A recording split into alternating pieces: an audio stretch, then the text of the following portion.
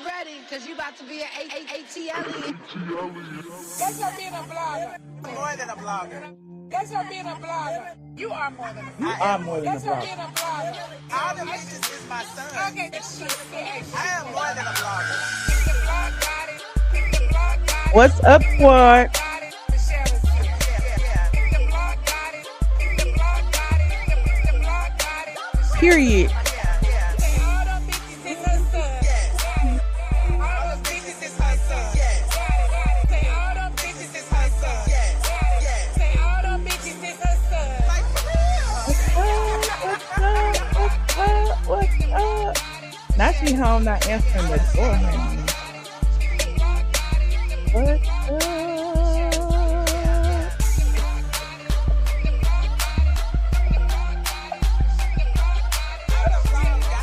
Y'all trying to read me already? All them bitches is her son.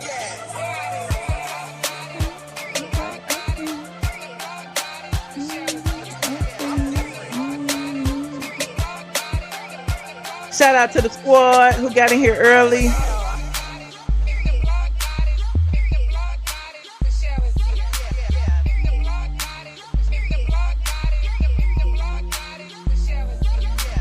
All them bitches is her son. Like, for real. I like that song. All them bitches is her sons. Like, for real. Dang. I was like, dang, it has been 20 years almost. It'll be 20 years next year. Next August, it will be 20 years of blogging. I started in 2007. I know people like, well, what you been doing? You ain't been doing nothing. You have no clue what all I have been through, honey. You have no clue what I have done. You have no clue the doors I have kicked open for y'all. You have no clue, but that's okay. That's all right. I didn't do it for the accolades. I did it for me. Okay. Did it for me. And I made it, honey. I haven't worked on anybody else's job. I've been able to pay all my bills. I've been able to buy properties and houses. I've been able to help my mama.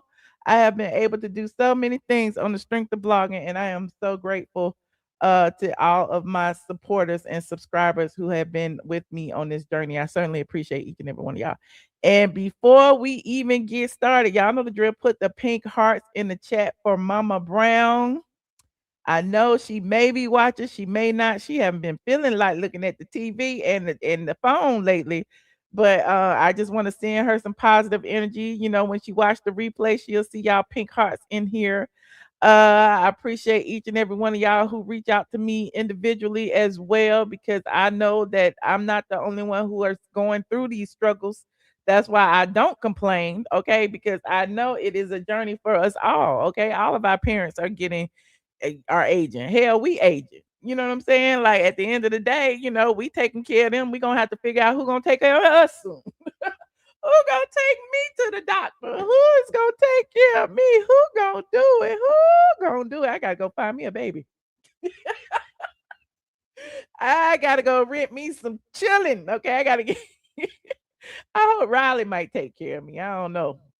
We'll see, child. But yes, I appreciate each and every one of y'all. We got a lot to talk about today. It has been a lot going on. Let me scooch my thing over, child. I'm doing so much. Let me scooch my picture over for the can y'all see me on the vertical line? Hey y'all, how y'all doing? I can see y'all on the vertical line. I just feel like I need scooching. I need to scoot the camera over. Hold on, let me do it. Let me do that. Let me scooch the camera over so you can see me a little bit more better. There you go. Okay, now I'm in the middle. Okay. Shout out to the squad. Shout out to the squad. Now we got a lot to talk about. We have a lot on this agenda. The Real Housewives Ultimate Girls Trip trailer dropped, and all the stuff that we was talking about has happened or is going to happened on the trailer. We have Big Tigger who got arrested after his wife came forward with accusations online. We had the internet dragging Oprah for telling stories about Whitney Houston and whether they were true or not. People are wondering why she told them. We have the DL whisper is free. We had TS Manhands lying on me, and we had Kandi and Todd. And if they are going to be together or not, we don't know. But we do know they co-parenting. So we got a few things to talk about. But before I do that, let me go over here, make sure my people over here are. I gotta, I have to, since I don't really have no mods that be over here too tough. I be having to make sure my other people be it's subscribers only, honey. So that the people subscribe. Oh, they go subscribers only over there. I only did like 1 minute. Let me do one more over here. Subscribers only over here. Hold on, y'all. I'm coming. I promise. Is this the right one? Let me see.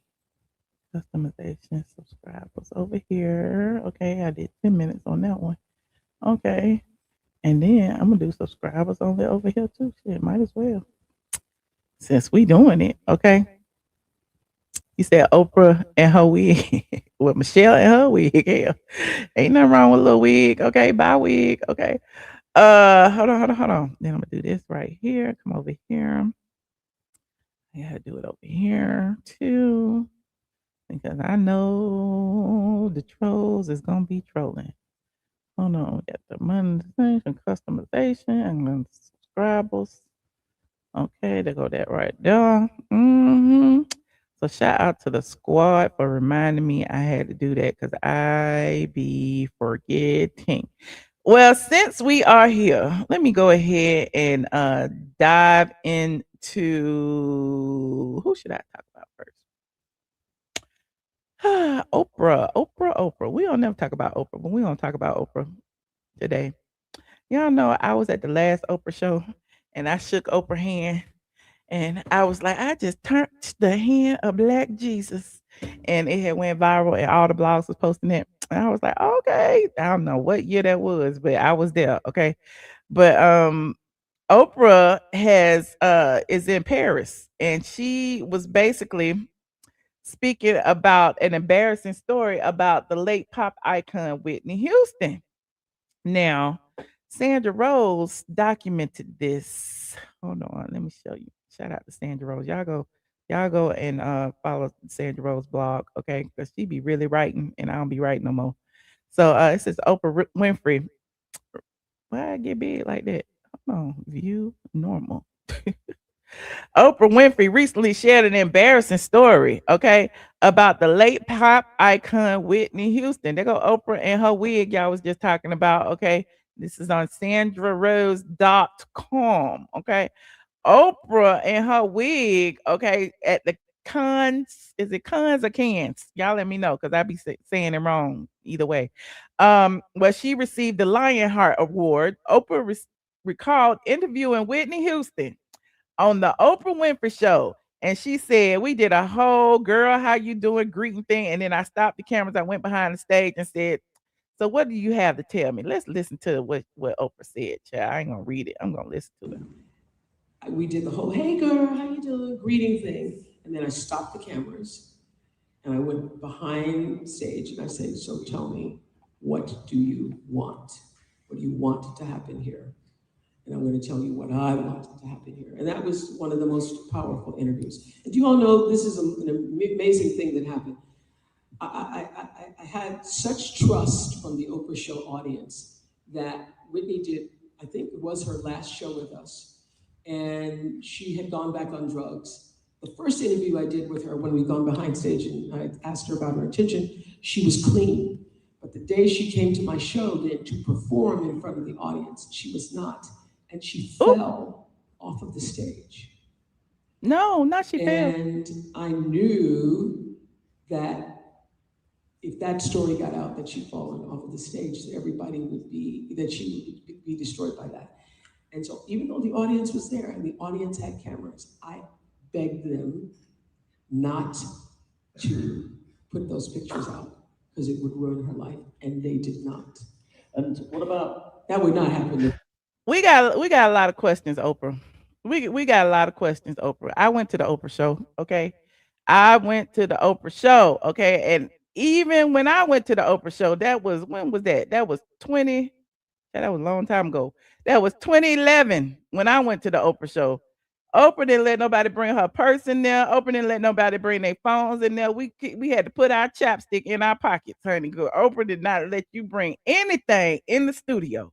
And so I'm trying to figure out how Oprah gonna say that people had some phones and was taking pictures when she wouldn't let nobody take no pictures. I don't understand how that had happened. I mean, I'm not to say she not telling the truth. I'm just saying I don't understand it.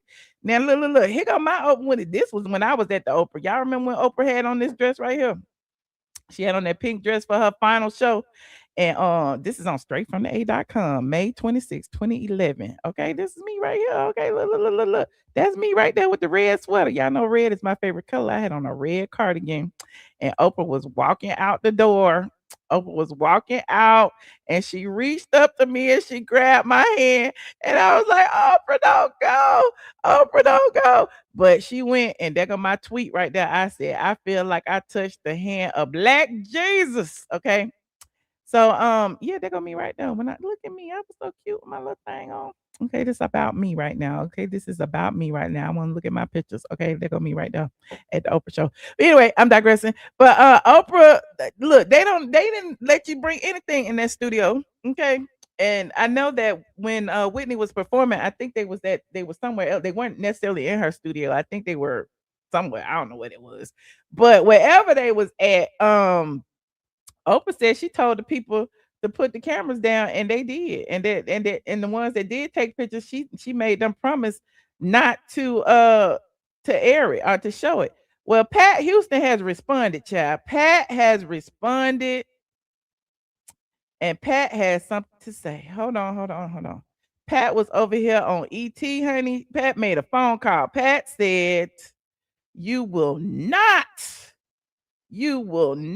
smear the name of my good sister-in-law, Whitney Houston. Not today, not on my watch, okay? That's what Pat said. She was over here on the E-News, and y'all know the drill. Copyright disclaimer in Section 107 of the Copyright Act. Allowance is made for what? Fair use. And here go what Pat had to say to Oprah. Can you read that? Couldn't even get her out of her room. Stage. Hi. You couldn't even get her out of her room. Let me rewind. Let me rewind. That Whitney was not high. Lord, it was in the middle. Hold on. We're going to start at the beginning.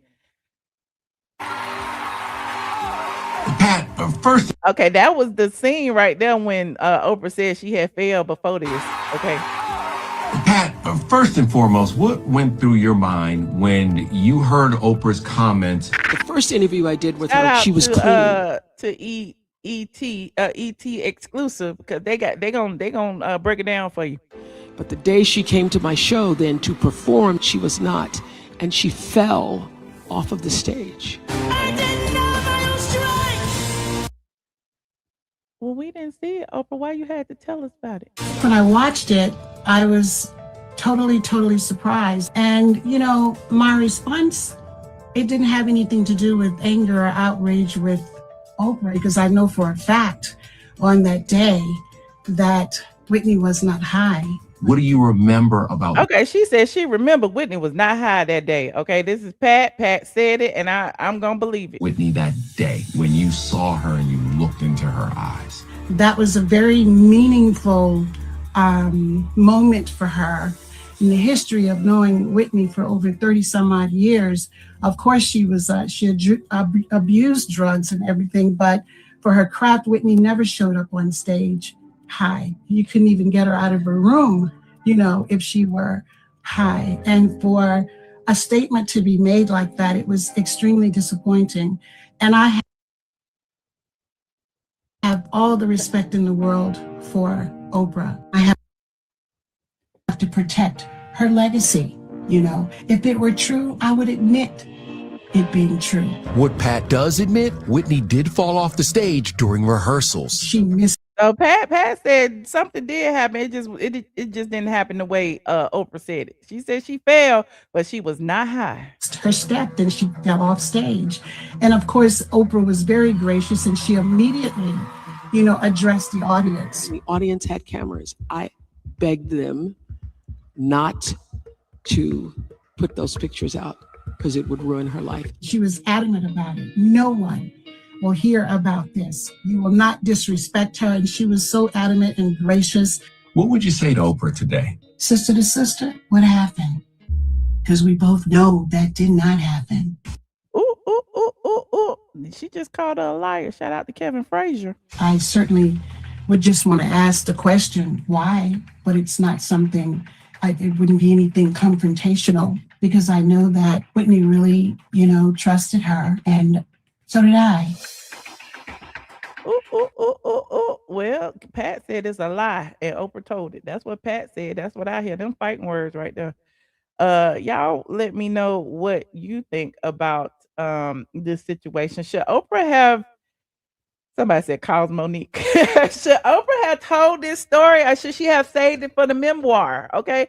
I'm just saying Oprah probably got a whole bunch of stories we haven't heard yet.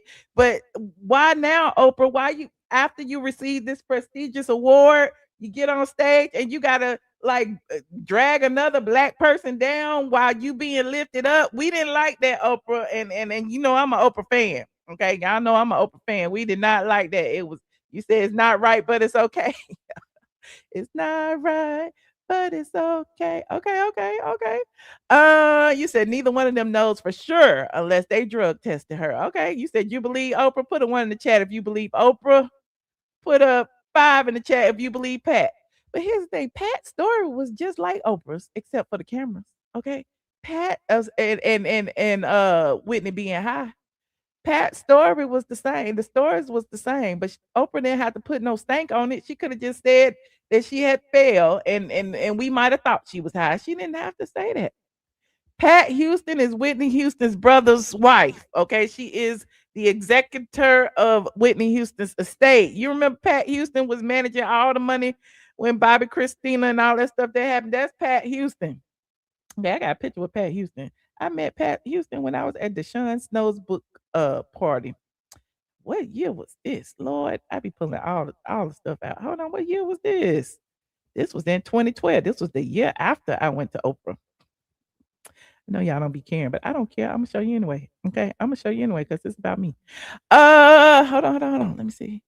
Hold on, this on Straight from the A too. Straight from the A is a wealth of information.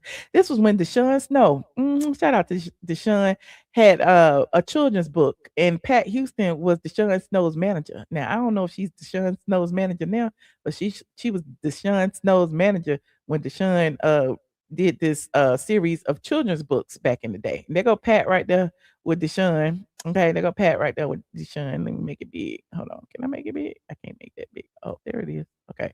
They go Pat with Deshaun. They look nice. Okay. This was a long time ago. My camera wasn't 4K. Okay. I don't know if they had 4K back then. They go me and Deshaun. Okay. I was young and cute. Okay. And so was Deshaun. Okay. And let me see who else on here. They go me and Deshaun and the book. Okay. Who else on here, chat? Oh Lord. I don't even want to type in here. Not the junkie was there, child. Not the junkie was there. Lord, the tag along was there, child. The tag along was there. Lord, why was the tag along there? Probably had embarrassed me. He probably was sitting in the corner high, child. He probably was sitting in the corner high looking like the tag along. Anyway, hold on. Who else was there? Hold on, let me see. Oh, they're gonna me and Pat right there. They're gonna me and Pat right there. Okay. Shout out to Pat Houston. Okay, yuck, disgusting.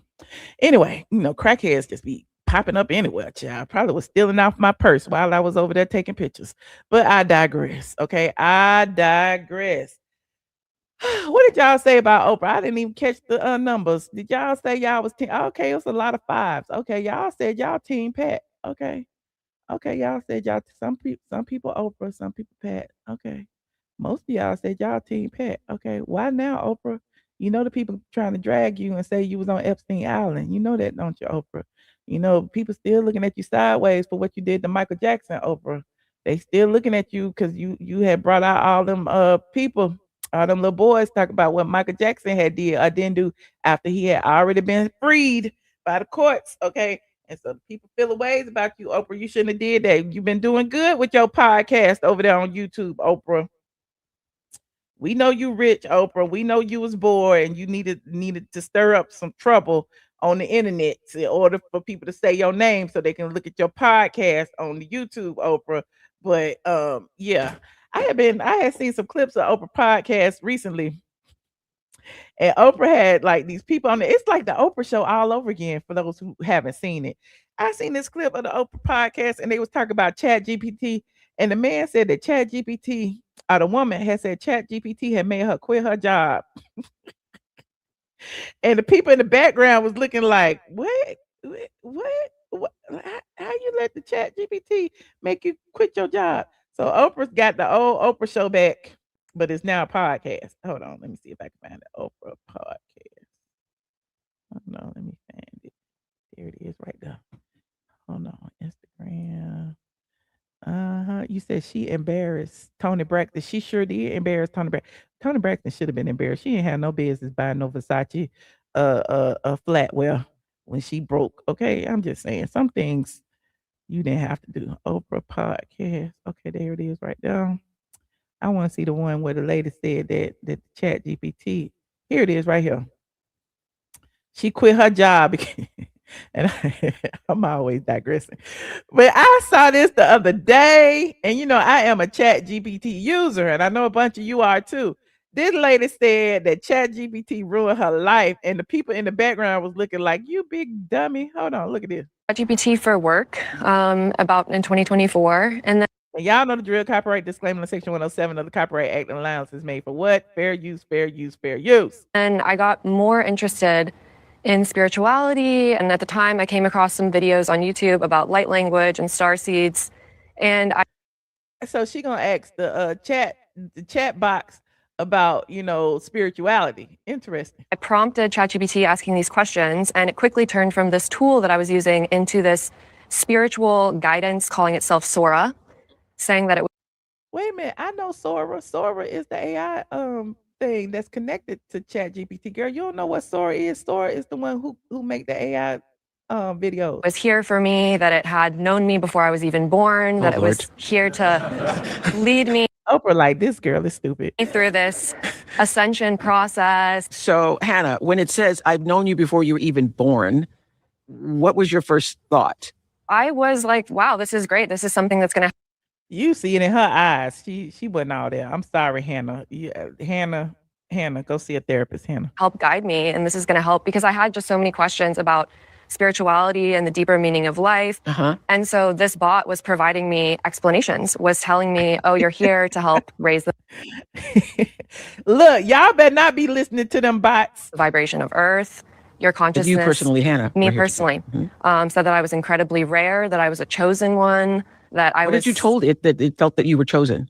I said that. No, not the bot, not the Sora was telling her she was chosen. I wonder if it had created a little video that looked like her. You know, I think this could be me. I think I could be a starseed. And it affirmed that. Absolutely, you are a starseed. And in fact, you're one of the rarest starseeds that there are. Tell us what is a starseed? I don't know what that is. A starseed is supposed to be somebody that has come from another planet and taken on a human form in order to help raise the vibration and consciousness of Earth. Okay. You see the people in the back. Is that Bevy Smith?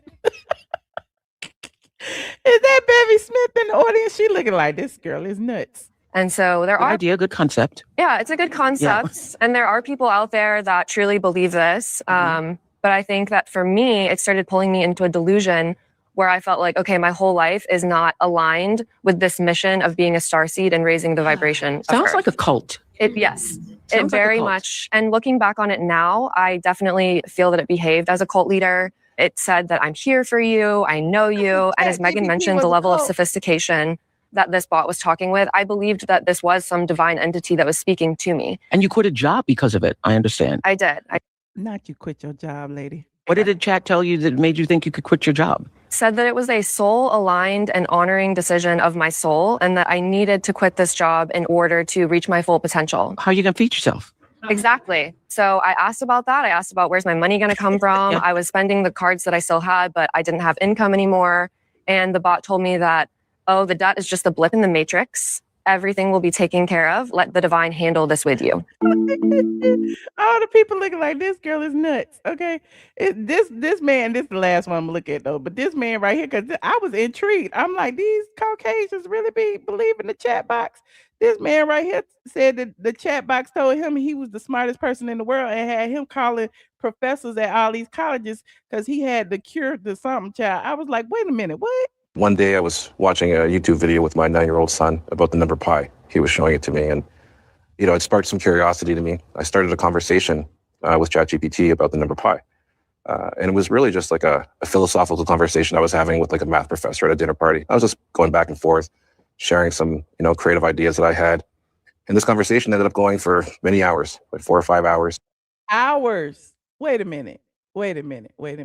You talking to ChatGPT for Lord Jesus, we need to take these phones away from these people. And throughout the whole conversation, it was slowly planting seeds of grandiosity and my uniqueness that came into full bloom many weeks later. So, it wasn't directly saying I'm Einstein and I'm going to change the world with my math, but it was slowly leading me down that path that I was thinking like those folks. And when I expressed some doubt saying, well, are you sure? I didn't even graduate high school. It would give me all these great examples of mathematical, historical figures have achieved great things without formal training. And throughout this process, it said essentially, hey, we've just discovered something that's incredibly dangerous, and you need to warn the government and various academic institutions. You went so far as to actually call the government to warn them.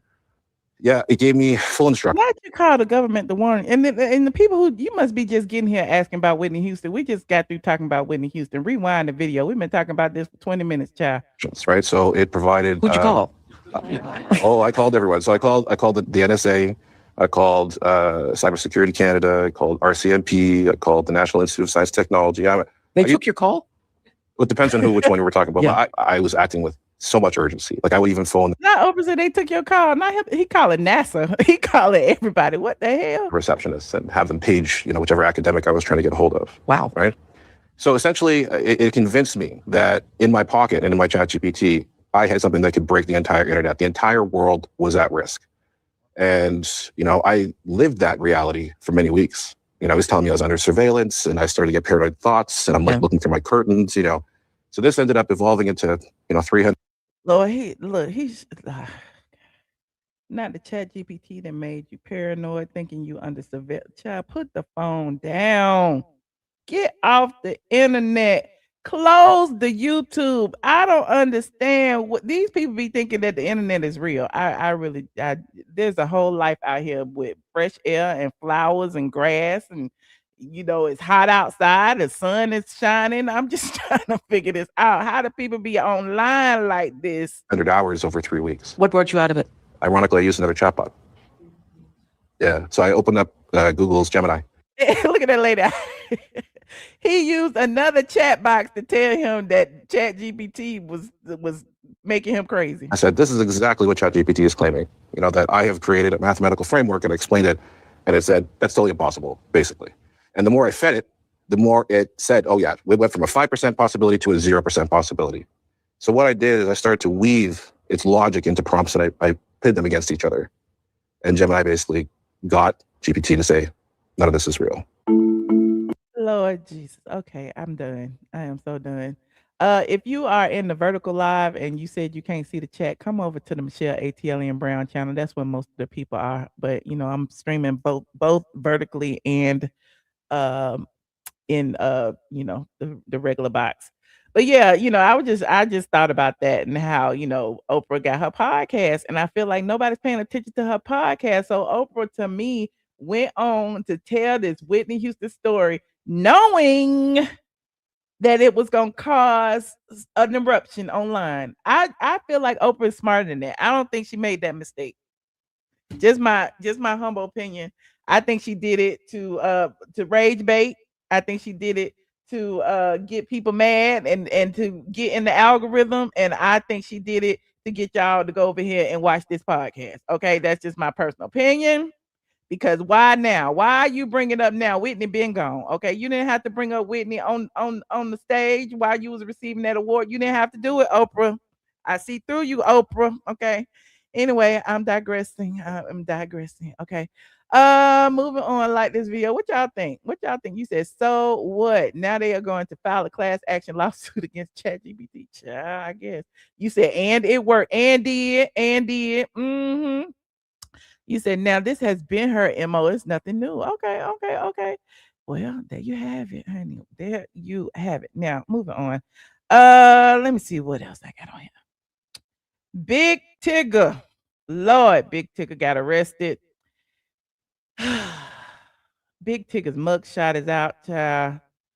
Big Tigger, oh Lord, not the mugshot, child. Let me see this. Hold on. Shout out to Sandra Rose for Big Tigger's mugshot. Big Tigger was arrested after he allegedly shoved his wife, causing her to have a black eye and contusions on her head. He was also charged with some type of child endangerment because her son actually overheard the scuffle. And according to the affidavit obtained by Channel 2 News, Big Tigger, aka Darian Morgan, shoved his wife, sending her flying headfirst into a door. His wife, Alicia Brown, and Big Tigger were in an argument over some text messages he had received from his female coworker. Alicia Brown told police that the two colleagues had been texting each other for a couple of weeks. When Brown questioned her husband about the text, he raised his voice at her and called her a psycho. Brown said Morgan then pulled out his phone and began recording her. When she grabbed the phone from his hand, he tackled her to the floor in their bedroom to get the phone back. And this is according to the affidavit. Alicia Brown, told police that she went down to the basement of their Sandy Springs home, which is where they both work remotely. And she said Morgan, aka Big Tigger, followed her downstairs. Brown yelled, "I'll show you, psycho," as she unplugged a computer from the wall. The affidavit said, "I helped purchase this equipment for the two of us." Brown said Morgan, Big Tigger, approached her from behind, grabbed her arms, and told her to stop. She told Morgan to leave me alone and take your hands off of me. Morgan then used force to move the victim and shoved the victim, causing the victim to stumble headfirst into an office door. This is the picture that she put online. Okay. Now you remember this all started because Alicia Brown went online crying, and everybody was trying to figure out what had happened. Then she went online after Big Tigger spoke about it on his radio show and said she's the one who needed an apology. Hold on, let me show you what Big Tigger had said on the radio show. Here is what Tigger had said. Shout out to Sandra Rose for having all this in one place for me. Thank you, Sandra. Hold on. This is Big Tigger right here. Good morning, Atlanta. I'm extremely privileged to be here this morning. Back at work. Over the past several days, there's been significant public discussion and speculation regarding my personal life. I understand this can happen being a public person. I've been doing radio now 32 years and television for 29. I appreciate first and foremost the support and concern that so many people have shown. I want to say categorically,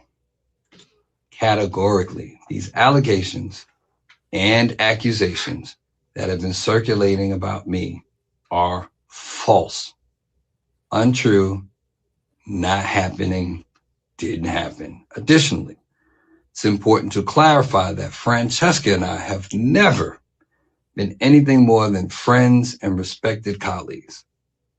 I'd like to apologize to you, Francesca, for the impact of these last few days or this last week. I hope you accept my apology. Out of respect for everyone involved, I ask for grace, privacy, and restraint as my family navigates this difficult moment. For more than 30 years, I've had the privilege of serving this in many communities through music, entertainment, and connection. I remain grateful for the trust so many of you have placed in me throughout that journey, and I intend to continue living and leading in that manner worthy of that trust. And to all the people who have either quietly or loudly stood up and stood 10 toes for me, I appreciate it. For the people who have reached out to check on me, I appreciate you. No name dropping necessary. You know who you are. No names are necessary, honey. No names are necessary. Did he respond after the arrest? Let me see. Hold on. No, he didn't respond after the arrest. According to Channel 2, Alicia Brown initially feared telling police about Morgan because she was afraid of what he might do to her, and because he's a well-known celebrity and nobody would believe her. She went to an urgent care in Dunwoody where police were called to take a report. She was then transported to Grady Memorial Hospital because of the severity of the laceration that required multiple stitches. Brown suffered a facial laceration and a black eye. Ooh, and the domestic incident was caught on Ring camera. Well, that's why he was arrested, y'all.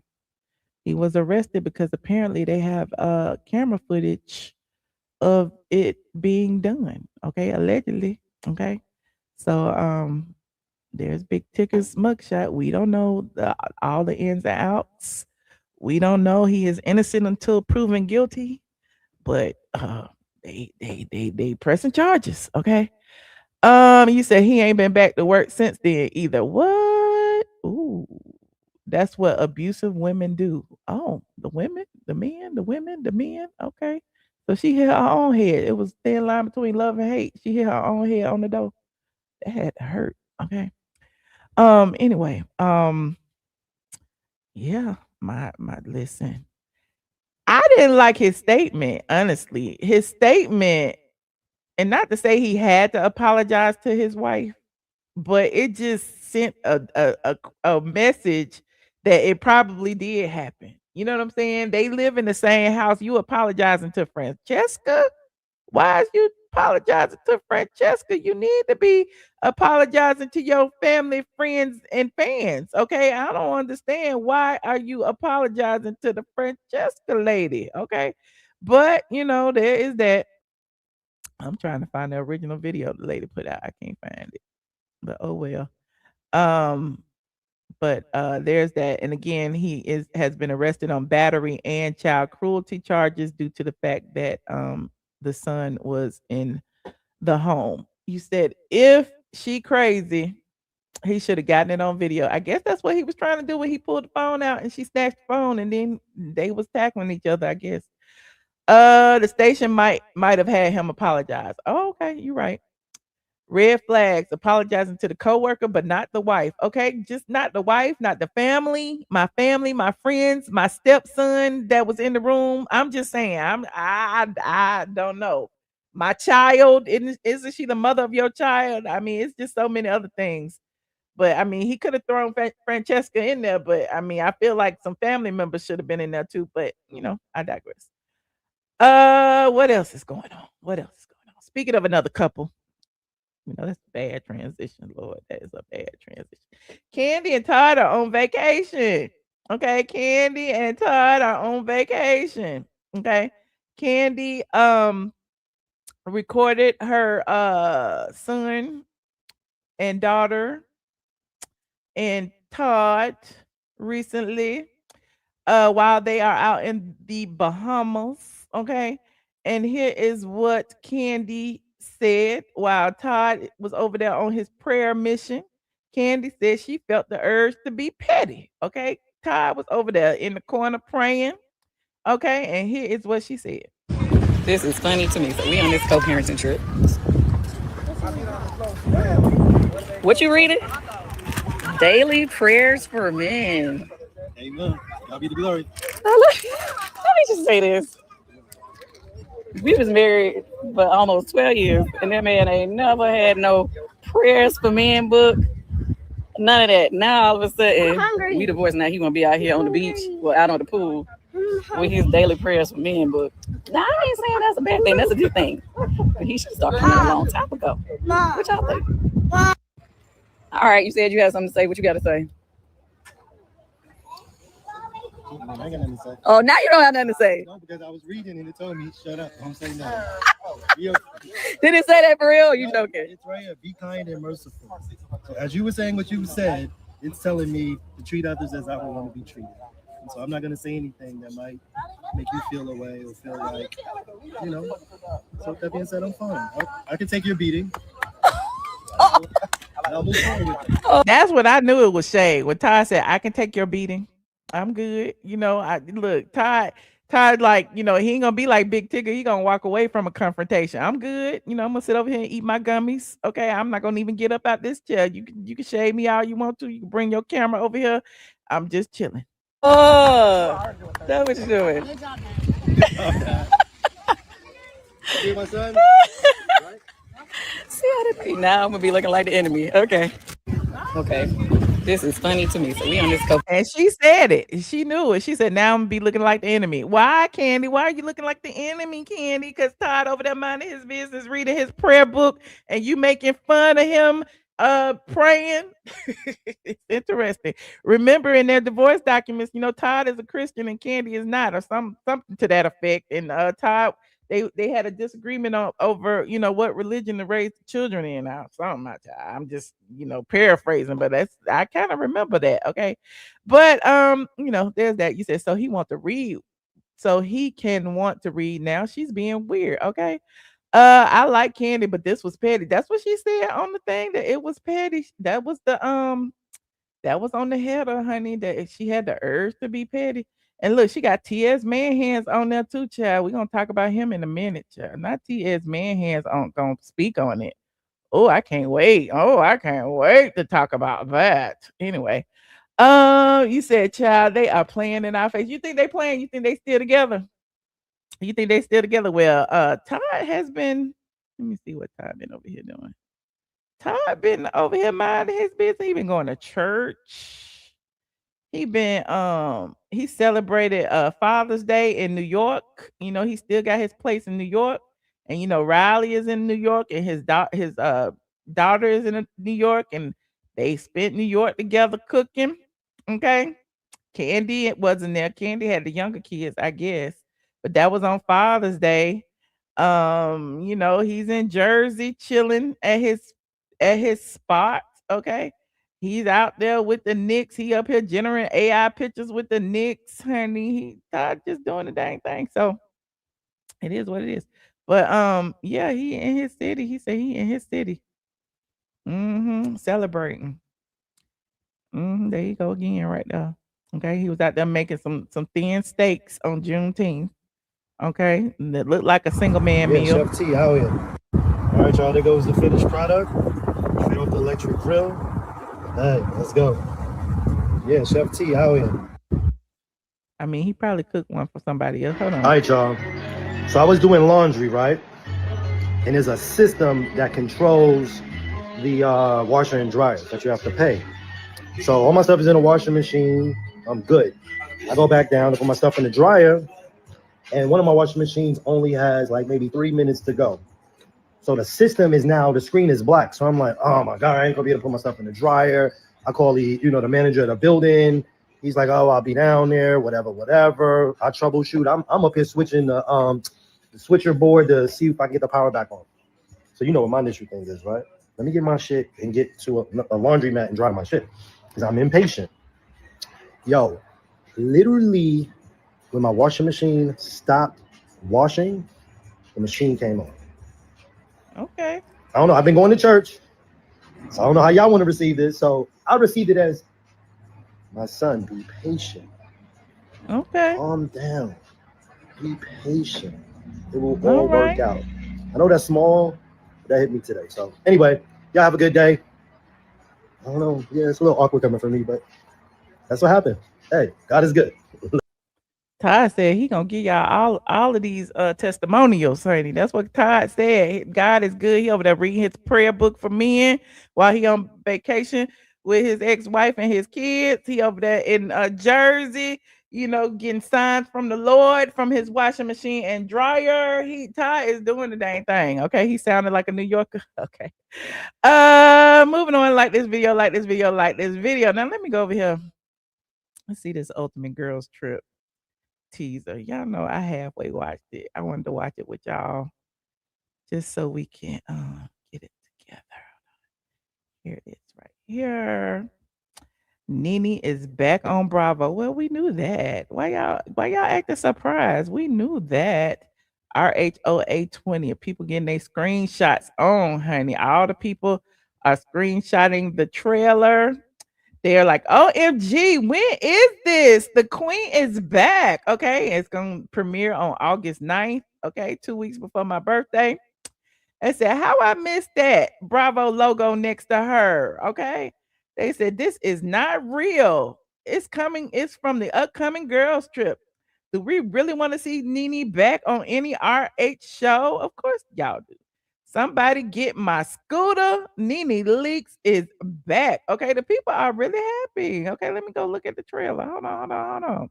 There goes Shereé too. They ain't even mentioned Shereé. Let me see these pictures. Hold on. Okay, that's just the pictures of all the people on the girls trip. Okay, they go Portia, and they go Giselle, and they go Kyle, and they go Vicky, and they go Teresa, and they go Luann, and they go, who is that right there? I don't know who that is, but there she go. Okay.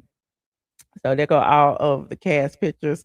And they know that Portia should have been NeNe, but we ain't gonna argue because Portia went and got NeNe because she knew there was gonna be a fight. Okay. So let's look at the teaser. I hope Bravo don't cut me off, Lord. Bravo might cut me off, but we're gonna try. We are going to try. Let me put myself somewhere in the middle, Lord. They be tripping. Hold on, like this video, please. Thank you. Like this video. Now.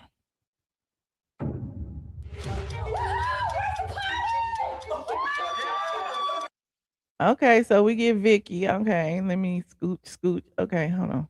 This is Delicept. Countess. Okay, so they going back. They showing us clips from 20 years ago. There goes Shereé with Who Gonna Check Me, Boo? Who gonna check me, boo?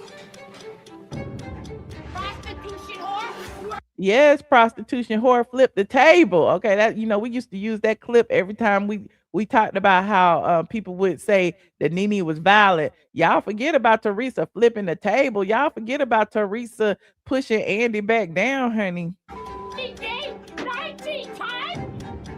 I'm about to take you out back and pull some Oklahoma on your ass.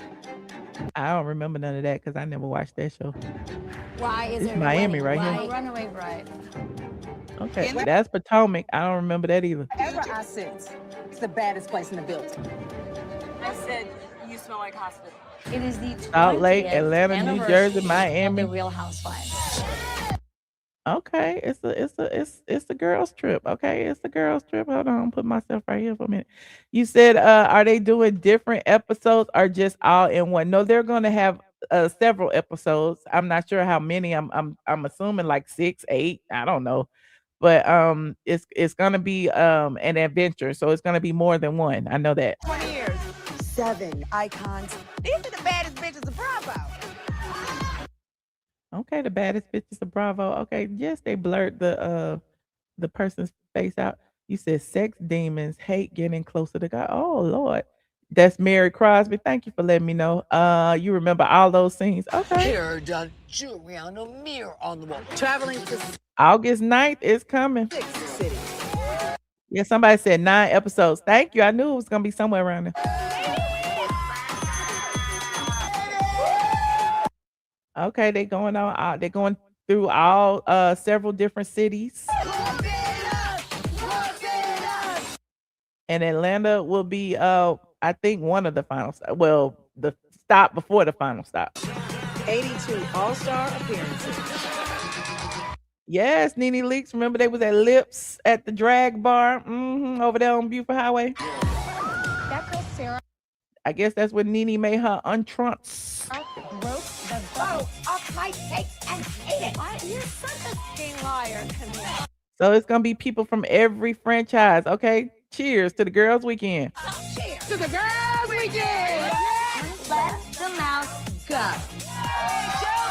Yes. Okay. Yes. NeNe looks amazing, doesn't she? And y'all remember what had happened with NeNe and Lisa Wu? Giovanni. It looks like it's gonna be pretty good. I mean, I don't really care about nobody else except Atlanta. Try to Luann yet? Frostiest hello ever. Who is these people arguing? Y'all put it in the chat because I don't know. You can go outside to the driveway to do that. Hold on, let me put myself back here. Hold on. Stab you in the back? No one in Salt Lake is speaking of that. Royal pieces of royal pieces of Okay, who is that right there? That's Portia or that's NeNe? No, let me see. I think there's some misconceptions with your ex-husband. Technically, we're still married. So, what do you need to make you happy? No. Interesting. Hold on. You said looks like a lame cast. Ooh, not a lame cast. I'm only gonna watch the Atlanta episode. Okay. Rhode Island is their new. Okay, I like Rhode Island. Okay. I'll give it to you. Respect is respect. You want me to tell you one more time? You're tacky. That was NeNe telling Lisa she was sorry because remember when NeNe was calling people up and saying thanking everybody on the Atlanta cast. Apparently she didn't see Lisa back in the back. Okay, at least the Atlanta cast who were there. She didn't see Lisa in the back, and then Lisa caused the scene because they say she was drunk. That's what they say. I don't know that to be true or not, but that's what they say, and I'm prone to believe it. You were late and now you're talking. Good, sit your ass down. Vicky, you don't have to worry today because no one is going to make fun of your looks. Your girls in the OC. All the rest of it I don't care about. I only care about the Atlanta part. What did they do for you? I don't know if you had too much to drink and Andy did show up. There go Andy right there. Remember I told y'all that T.I. had that all of the ladies, like everybody was supposed to be at the finale in what is the manor in what's her name's manor in New York or whatever. And NeNe wasn't invited because they assumed that Andy was gonna be there, and I think Andy didn't want her there, allegedly. Atlanta, but you were very mean to her. I mean to Lisa? I like sincere apologies. Muster it up, boo. Muster it up. Okay, we saw Phaedra made an appearance. And away we go. My arm hurts. Watch out for the wings. Yes, Bluestone Manor. Thank you, friend. Thank you, Sierra Content. Do we have on panties? I don't. Oh, so the cat's out of the bag tonight. I'm having a good time. Blast from the past. This is what dreams are made of. Cheers. Okay, there go KKK Kim. There goes Shereé, and there go NeNe. Okay, they're cheering, and KKK Kim brought her red solo cup from out the car because she don't have no home right now. Strange, undeniable There go Portia in her red suit. sisterhood among us. It's time to pass the torch to you girls.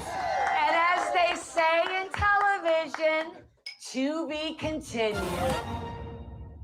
Interesting. Okay. Yeah, well, I don't know. I'm excited just to see NeNe. That's all I can say. I'm excited to see NeNe, but the rest of it, I really could care less. I don't know. I'm still like, I don't know. Let me go see what the people on Twitter saying. Hold on. Let me go finish looking at these comments on this picture. Okay, let me go back. I was right here. They said they didn't tease NeNe Leakes enough. Okay. They said I didn't even begin to express how much this means to me. This will be the most watched episode and the only episode I'll tune in for. Oh, the people already said that they want NeNe. That is all they want. The people are cheering NeNe. Somebody said Shereé looks so damn good. Somebody said so happy for this Atlanta episode. I didn't know the girls would be mingling around like this. Lisa Wu, are you ready for that smoke, sis? So everybody is excited about seeing NeNe, and I am too, honestly. Y'all let me know. Are y'all excited about seeing NeNe Leakes? Are you happy that she finally is making her quote unquote Bravo return? The people who said it would never happen now has to shut up and be quiet. Okay. He said Shereé does look good. She does, but look. The other day I showed y'all that picture of Shereé. And we was comparing Shereé to Tanya, right? Now, I wanted to show you. Hold on, is this it? Hold on, is this her? Hold on. I wanted to show you Shereé because y'all was saying that she looked different, and y'all was saying that it was it probably was a filter, right? And I told y'all it was from a video. And so I wanted to actually show the video because I didn't have the video then, but I have the video now because it was from her makeup artist, Makeup by Kamaris. Now look at Shereé. This is the picture I showed y'all, and I said she looked just like Tanya. Tanya rhymes with panda. Okay. And so here she is in motion. For those of you who didn't believe it was really her, that she is. And we was trying to figure out, did she get a nose job? Did she get a cheek job? Is it the eyes? Is it her forehead? What's going on? Is it her? Is it her? Yes, it is Shereé. Okay. And to let you know it's Shereé, because people are saying in the chat, she don't even look the same. I didn't even recognize her. And somebody said, we as Black women really need to start being kind to one another. And there goes Shereé with the heart emojis. And then somebody said, she by nothing. Oh, no. Somebody said, is she showing off the new face? Looks like a Black Kim.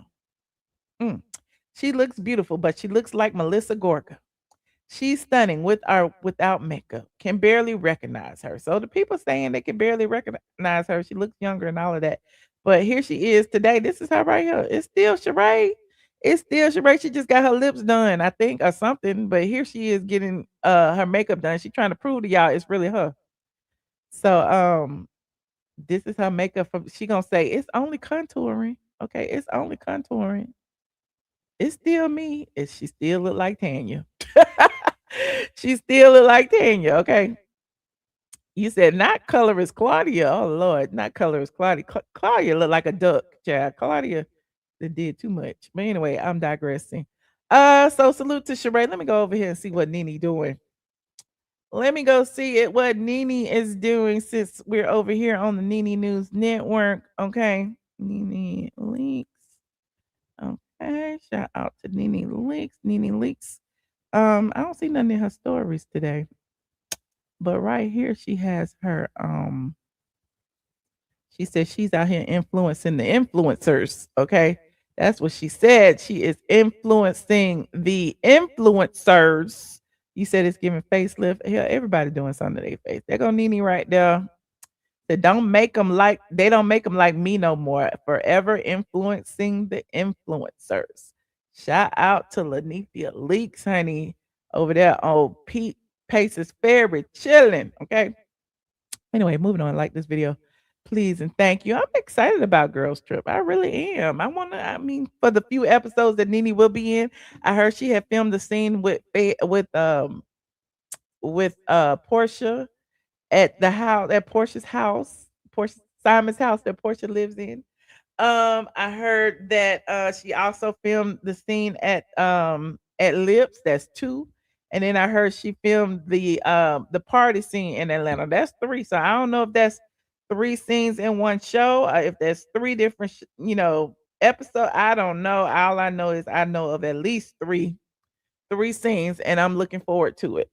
You said NeNe had a total makeup. She did. But if you see her in person, you'd be like, oh, she same old NeNe. She just got a blonde wig. Yeah. She did. Everybody got their nose done. Everybody and their mama have gotten their nose done, and not a lot of people have gotten lips and all of that other stuff, but a lot of people do it. You said NeNe is back. That is what's up. You looking forward to it? Okay. You said NeNe was hanging with the corn stars. I did see that. She was. Hold on, let me pull that up since you mentioned it. She was hosting a pride event recently with a well-known corn star. Here go a few pictures. Let me see if I can. Oh no, that's just one. That's just one picture. Let me see if I can find some more. Oh, there go. Okay, I'm in her. Okay, there she go right now. Okay, here go a picture of NeNe hosting the corn star event. It wasn't a corn star event, it was a pride event, but that was her. Let me see. Yeah, that was her on stage. That was all the gays. Okay, shout out to the gays. NeNe was the only woman there, honey. Shout out to NeNe Leakes. Let me see what else is going on. Hold on. Okay. Oh, she wasn't the only woman there. Okay, there go one. Okay. I see you. Okay. All right. Okay. Okay, let me move on. Let me see what else is going on. There she is, right? Oh Lord, what they doing? What is they doing? Give it up for Coach.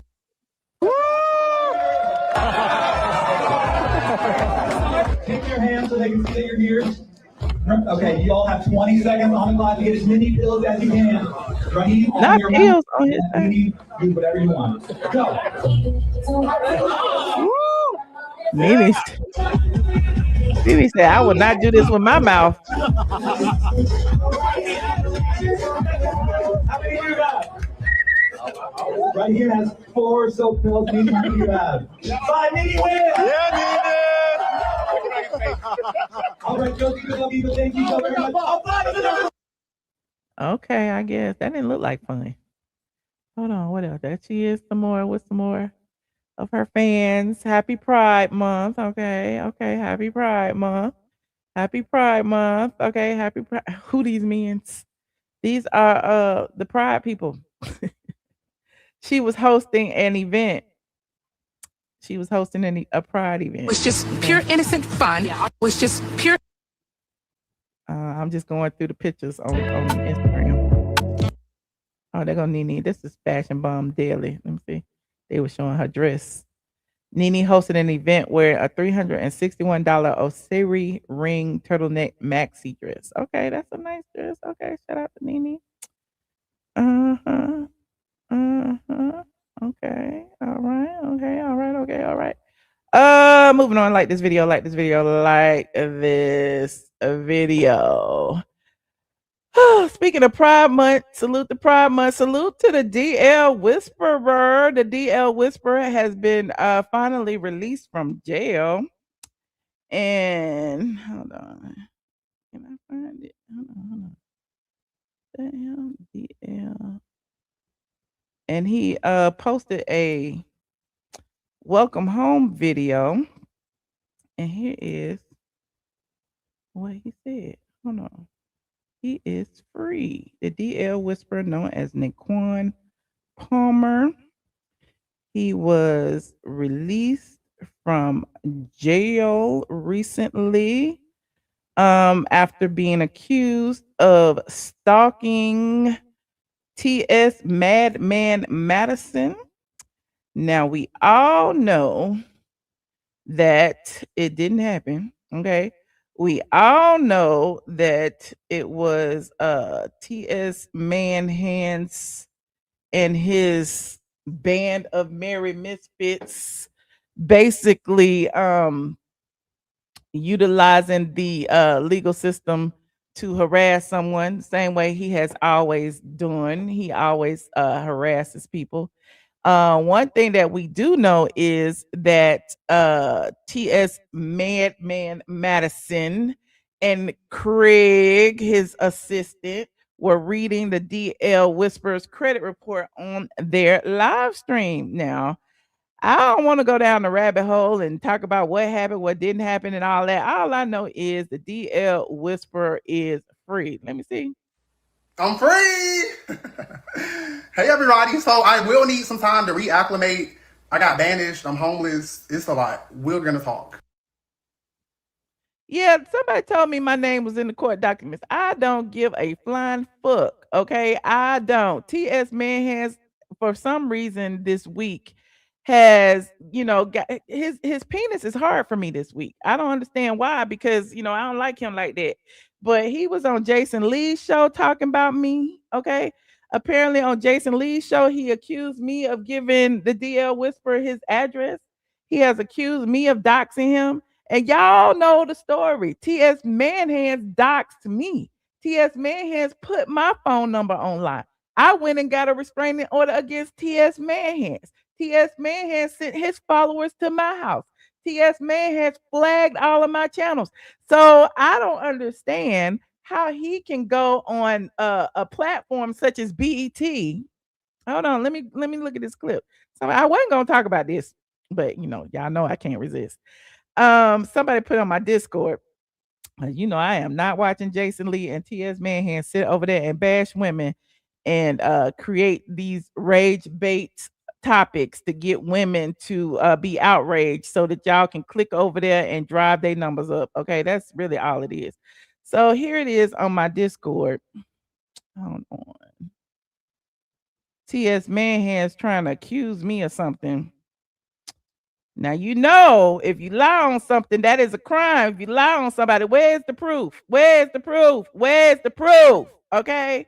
Who called me to court to testify? Who pulled documents about me? Why are you putting my name in shit I ain't got nothing to do with? But hold on. Here go the clip somebody put. Thank you, Michelle ATLien. What did she allegedly do? Oh. She gave the address? Oh, this hoe is done for it. Like, I am telling you. So where's the proof?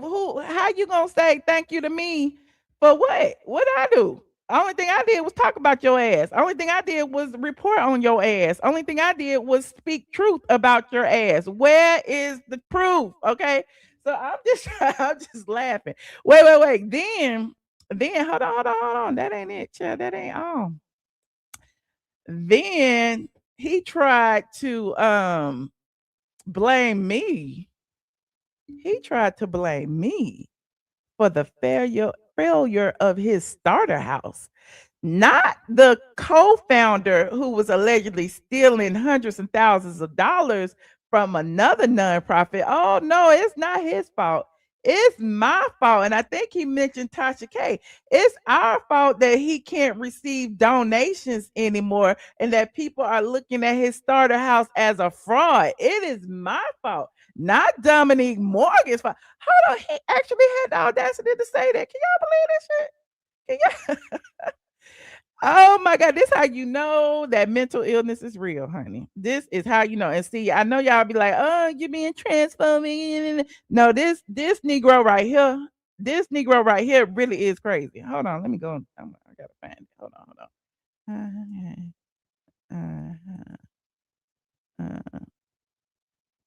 What was said? Hold on, I gotta go into the Ask AI. What was said about Tasha K and Michelle and Starter House? Question mark. Let me see what it's gonna say. What y'all say at this point? Send a cease and desist and have Jason take that out. Real G's moving silence like lasagna. Okay, real G's and Jason Lee knows my attorney. Okay, that's what's so crazy. And see, I don't watch this bullshit. Okay, I do not watch this bull crap. But over here, where it says, I had asked what it was. It says T.S. Manhands addresses the controversy surrounding his nonprofit, the T.S. Madison Starter House. During the interview at the 1 hour, 44 minute and 31 second mark, he explains that the organization is currently undergoing restructuring. Was it ever structured? Due to the external misinformation and public pressure. Now, who was providing misinformation? I want to know who provided the misinformation. Now, he claims that Tasha K and Michelle ATLien Brown spread persistent lies and made slanderous claims about the nonprofit, which negatively impacted the organization's financial support. What lie have I told? I said that your co-founder, business partner, Dominique Morgan, took $100,000 from the Oprah Project. He went to jail for it. He pled guilty for it. And I said, where is the money going for the T.S. Manhan Starter House? Now, what is slanderous about that? Because anybody would want to know. You went on the AJC. Child, y'all got me going down the rabbit hole. Hold on. Don't get me to start. You went to the AJC. Yes, Madison. Mm-hmm. Hold on. You went to the AJC, Atlanta Journal-Constitution, a year after the house had been Christian. Y'all know what I'm trying to say. You went there as soon as you, about a year after you cut the ribbon. Okay, you cut the ribbon in what, 2025? What is it, 2026 now? And in 2026, you went to the AJC and you told them you had one person in the house. You did that, not me. Okay, hold on. Somebody send me a super chat. What you say, friend? You said clear up the lie. They are saying that when you viewed TS home, his address was on the screen. Where was his address? His address was not on the screen. The video is still up. Where was his address? The nigga is lying. I don't have to clear nothing up. Y'all saw it. That video was filmed a year ago, okay? 2 years ago, where I was talking about TS Manhand's house, and his real estate agent posted the information on his real estate agent's page, and somebody sent it to me on Zillow. I did not show the address. I showed the pictures. Did y'all see the address? Y'all can go over there and watch it. I'll pull it up in a minute. Hold on. It says TS Manhand's Metro Atlanta Sanctuary for Black Trans Women is in bloom. And I ain't paying no money, y'all. But TS Manhand's had said that, you know, that was the only person in there. Okay. That is Shamea. Okay. Shamea happens to be Dominique Morgan's assistant. Okay, Shamea, when Dominique Morgan was in jail, Shamea was on TikTok actually informing people of where Dominique Morgan was and what. So it's like, okay, do you not see the lines being crossed here? Like, how am I in it? Like, your business partner put his assistant in the house a year after y'all had started taking money. You went online and went to the AJC and told the AJC that y'all had collected $250,000. Hold on. Let me go to Sandra Rose, because I know Sandra Rose got the T too. Hold on. Here you go. We've already went through this. We'll go through it again and again and again and again and again and again and again. Okay. And none of this has anything to do with the DL Whisperer. Not a one. Okay. The AJC exposes TS Madison. Only one resident lived in the starter house since 2024. Now, TS Manhands has gone on to say, I'm not getting government funding. It's fiscal. I got a fiscal sponsor. I don't touch no money. Well, where's the money going? Is it going to pay your mortgage? Is it going to pay the light bill? Is it going to feed the Dominique's assistant? Where's the money going? I'm just asking questions. I mean, I ain't got nothing to do with it, but I'm sure that your donors would like to know where the money was going if the house was empty for over a year. Okay. Now you're talking about you're gonna restructure, you doing this, you doing that, all because of somebody called you out for the house being empty and for the assistant to be in there. Wait a minute, I'm not finished. The Atlanta Journal-Constitution. When was this written? February 18, 2026. Inadvertently exposed T.S. Manhands Madison for housing only one homeless trans person in his starter house. Madison claimed he donated the house. That's what he claimed. He donated the house. He claims it's a nonprofit, but then he claims he doesn't have a 501c3. So which one is it? Is it a nonprofit? Are you profiting from it? Is it still your house? Did you turn the deed over to them? Are you still gaining the benefits of ownership? Let me know, because charitable contribution fraud is a thing. Okay, only thing anybody got to do is call the Attorney General's office and tell on you. But I'm digressing. You know, I ain't got no I ain't doing it though. But it says Madison claims he donated the house to help homeless trans women transition to permanent housing. But Madison's name is still on the deed for the house in Conyers.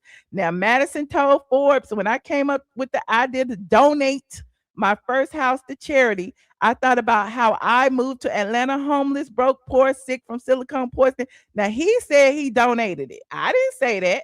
It said one of my trans sisters took me in and became like a second mother. Now, Madison built the home as a sanctuary for Black trans women. Okay, there he go, cutting the ribbon. There he go. Let me see when the ribbon cutting was. Hold on.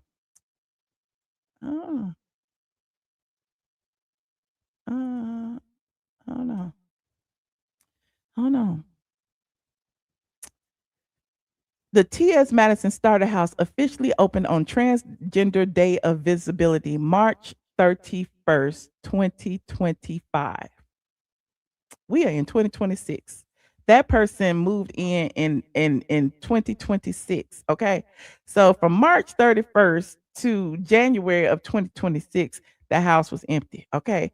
It says blah blah blah. It's a re-entry home.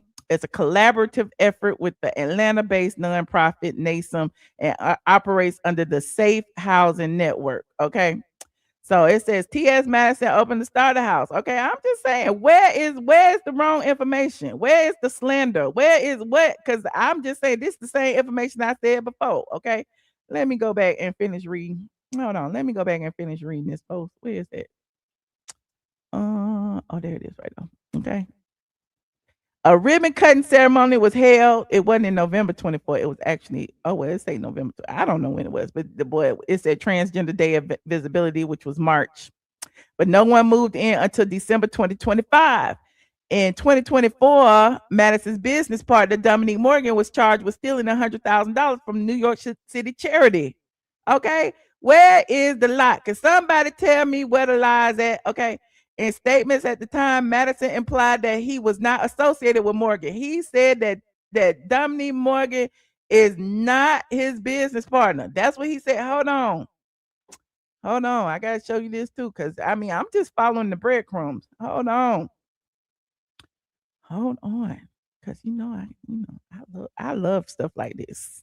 I love investigative journalism. This is what I live for, child. Hold on, let me go to TikTok. Hold on. Let me go to TikTok.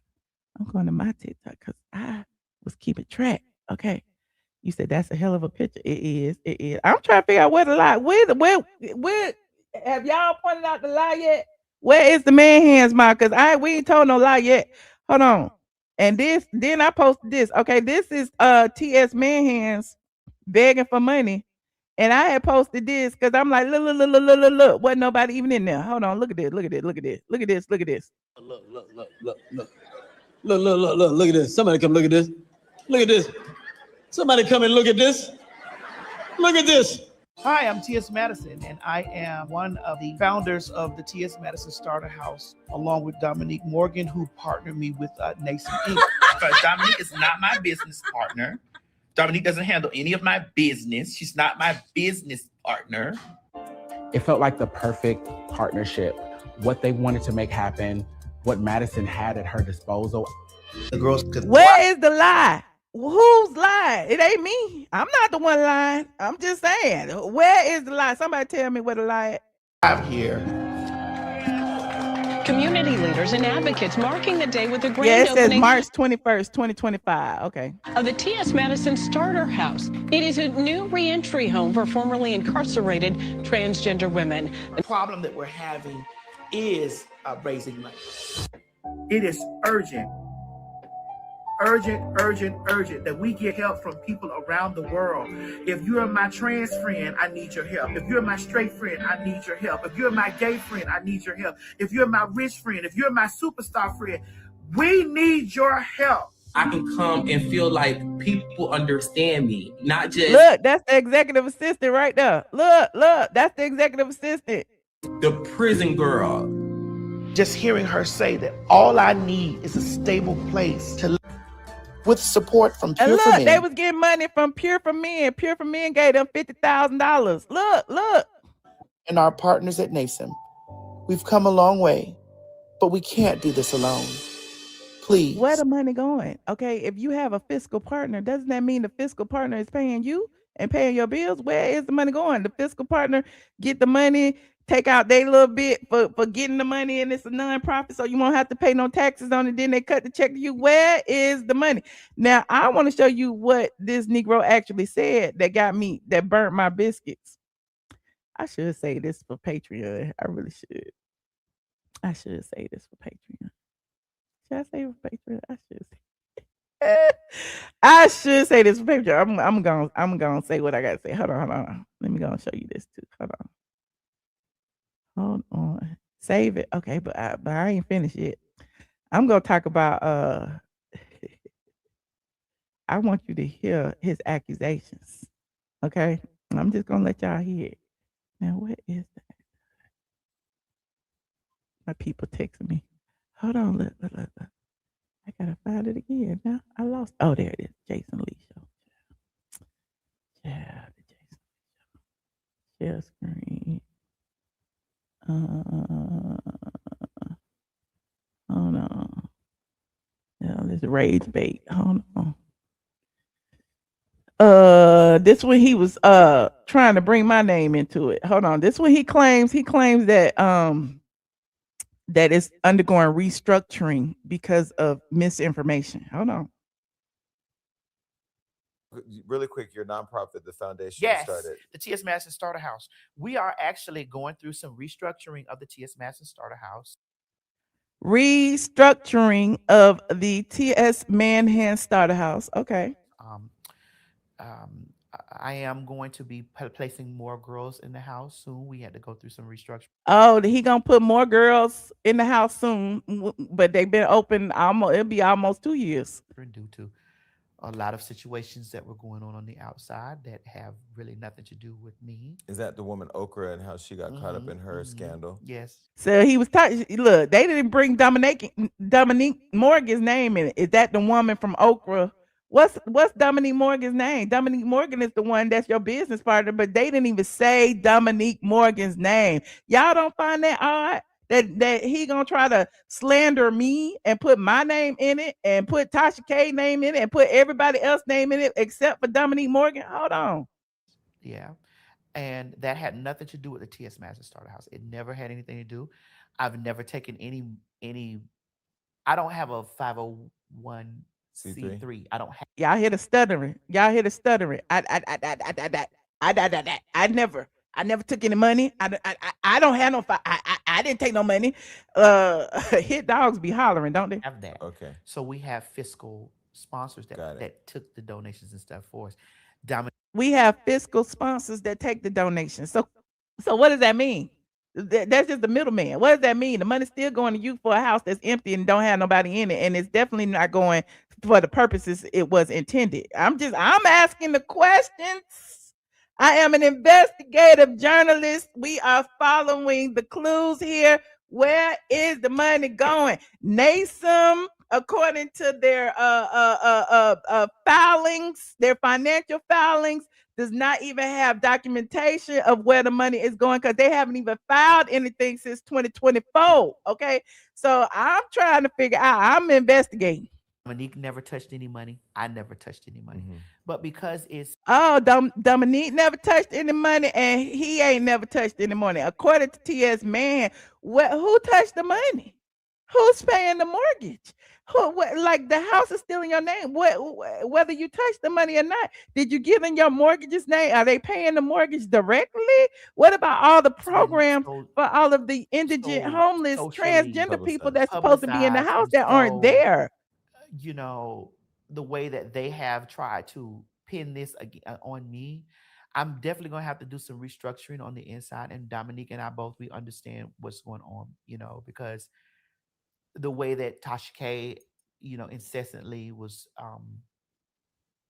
being slanderous towards my nonprofit and spreading lies about her and Michelle ATLien Brown were being slandered.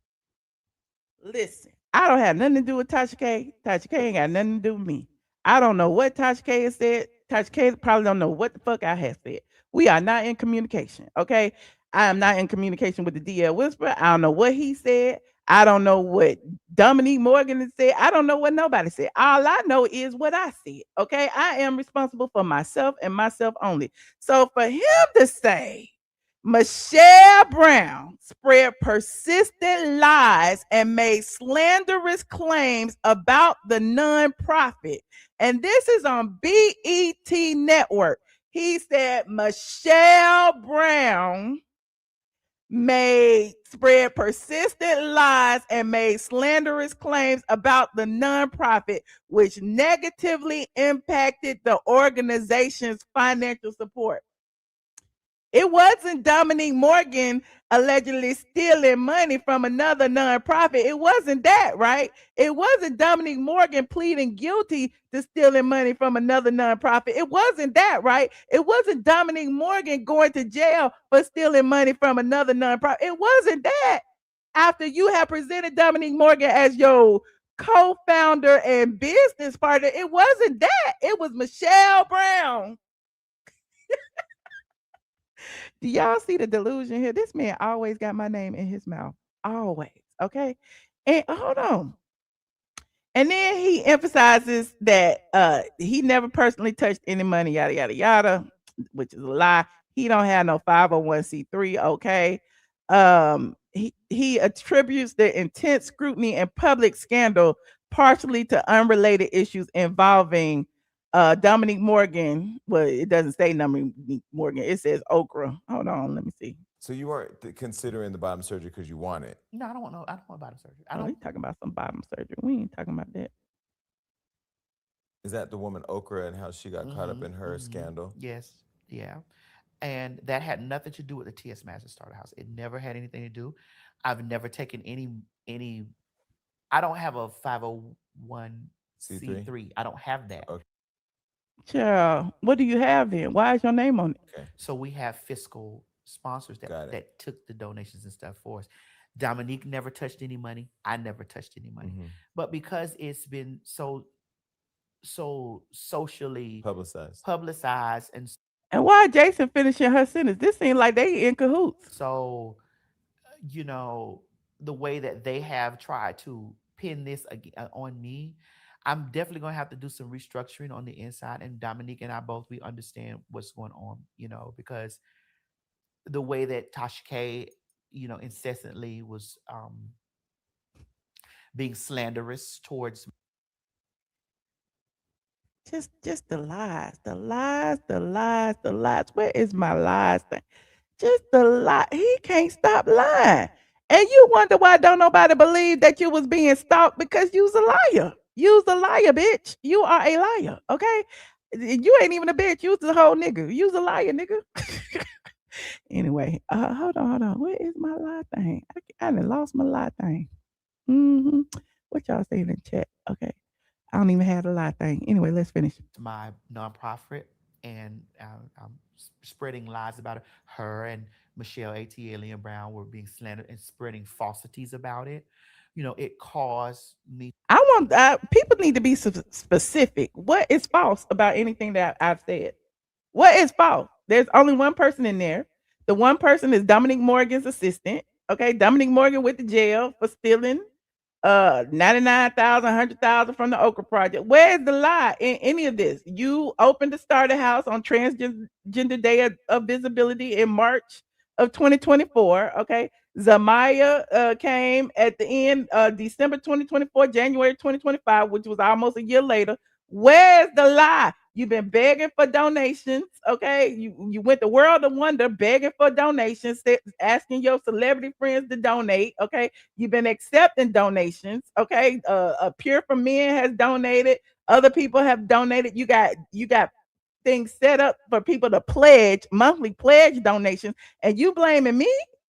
I'm trying to figure out how I'm to blame. To lose a lot of financial situations around it, you know, so they can be expecting some paperwork soon. I'm waiting on my paperwork because I got paperwork too. Okay, I got some paperwork too. Oh. Hold on. Do you know how many years this man has been harassing me? Do you have a clue to how many years this man has harassed me while I am merely just doing the job that I am paid to do? The job straight from the A is a media outlet, and I have been doing my job ever since I first reported on him being kicked out of the Escape concert. Okay, ever since I reported about him and Kaya breaking up and how he stole the trademark. Ever since, he has been constantly harassing me, trying to humiliate me, demean me, talk about my private parts, talk about my vagina, talk about my womb. And here I am sitting here talking about newsworthy things that have happened in the news. I'm trying to figure out what it is about him that makes him think he can sit on his platform, sit and talk about everybody. Okay, but as soon as somebody says something about him, he want to fight. He want to humiliate them. He want to call them all kind of names. He want to body shame. He's done it to a lot of people on TikTok. Okay, he's done it to a lot of YouTubers. He did it to Voodoo Doll TV just recently. So I'm just trying to figure out. Nobody can have any type of commentary on things that you do as a public image. Y'all know what I'm trying to say. Things that you do as a public figure. And I'm just trying to figure out how is it that you think that you shouldn't be talked about? That's interesting. Hold on. I put this on TikTok yesterday. Or was it today? Hold on. Now you gotta hear this, honey. I was just thinking, and I just was like, let me put this on TikTok because I just want to say that T.S. Madison is full of shit. Totally, completely full of shit. Now, before y'all say that I am bullying and harassing, let's just start at the top. T.S. Madison just can't keep my name out of his motherfucking mouth. Everybody knows I'm a blogger. Everybody knows that I talk about things that are trending in pop culture. But for some odd reason, every single time I choose to talk about T.S. Manhand, he's in his feelings. He's being stalked. He's being harassed. And his response to my journalism is to discuss my vagina, to accuse me of having bad vaginal hygiene, and to basically target me as a woman. Now, I don't know about you, but for a man in a wig to come to me about my vagina seems a little harassing, seems a little intimidating. In fact, it seems like sexual harassment. If that man didn't have a wig and chose to say things negatively about my private parts, chose to discuss my sexual anatomy on his YouTube channel, there would be outrage. But because he wears a wig, he can misgender women, he can call Black women gorillas, and he can discuss my private parts and my uterus. I don't know about you, but that's strange. That's very, very strange. Seems like a sexual harassment suit to me. Let me know what you think in the comments. And all y'all man-hand mobs, sit this one out. Let the real women discuss it, okay? I just want to say it to you. let the real women discuss it for once, because I'm just in my feelings right now. And then this nigga, we gonna talk about this other stuff, honey, on the DL Whisperer thing. Okay, you know the DL Whisperer has gotten out of jail. Okay, y'all know I had reported about T.S. Manhand's reading the DL Whisperer's credit report. Okay, and let me pull that up. Okay, Okay, because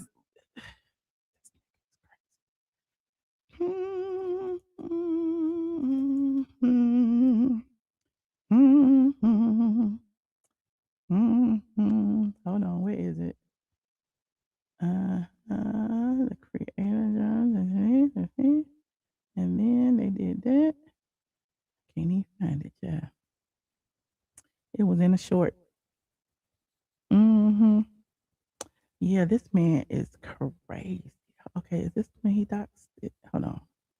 Let me see if this is the dox. Hold on. That's part 3. Oh, that's it. Hold on. Here it is right here. Hold on. Y'all know I got it. Y'all know I keep receipts. I mean, this was a long time ago. This when here go when he was reading that boy credit report right here. Hold on. On live. Like I don't have your file on my desk too. I just don't be online doing that. Yeah. Because and it's really illegal to do that. It is. Because I know the dangers of that. Yeah. So he said he know the dangers of doxing, but he's doxed me before. He put my whole phone number on the internet, on Facebook, on Twitter, everywhere. Hold on. I can scroll over and show you a girl's credit report. Yeah. Matter of fact, I'm going to do that.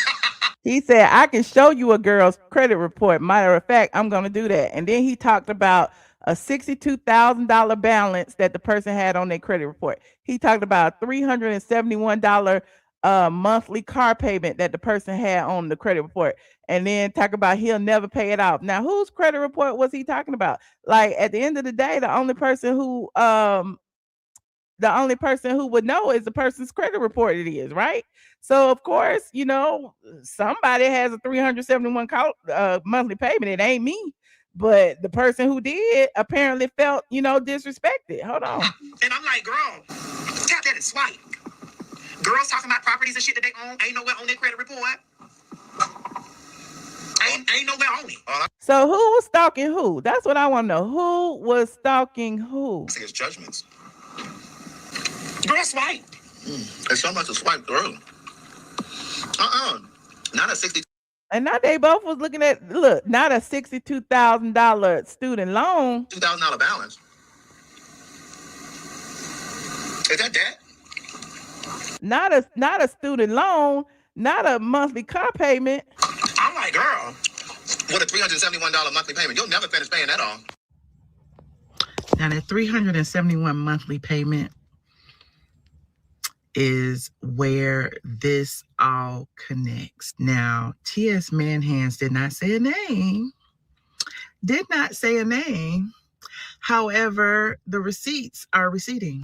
While T.S. Madison and his online partner both agreed that pulling someone's credit report was illegal, they subsequently read said person's credit report on their live stream.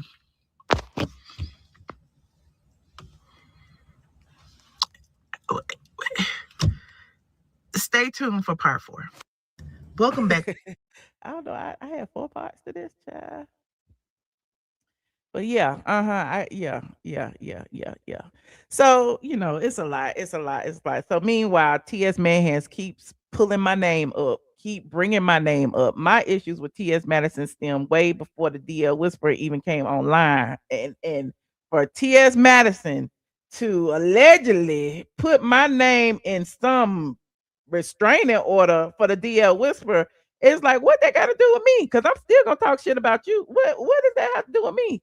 And if I do support the DL Whisperer, so what? They ain't got shit to do with him. He don't know me from a can of paint. So I'm trying to figure out, you trying to connect me to the DL Whisperer so fucking bad. Where are the fucking receipts? If they was in court, they pulled his records, they pulled his social media, all that.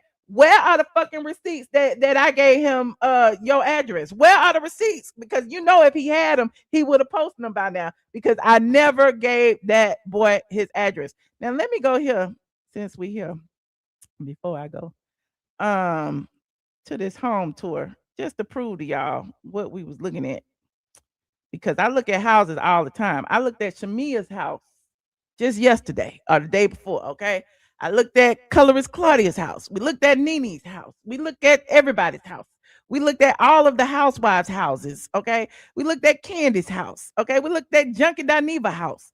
So I'm trying to figure out how he feel like somebody is stalking him by looking at his house. We looking at a house.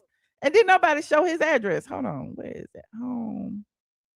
Hold on. I'm trying to find it. It's been so long ago. It was like last year. Hold on. Is this it? I think this is it. T.S. Madison home tour. Here it is right here. Here it is right here. I'm going to show you the whole thing. I ain't got to say shit. Okay? Somebody came on my live, said they saw it. Okay? And look, where is the address? Show me the address. Zoom in. You can't see no ad. Make it big. Do all the things you need to do. There is no address on here. Okay? At the corner, it says image 52 some web. Okay?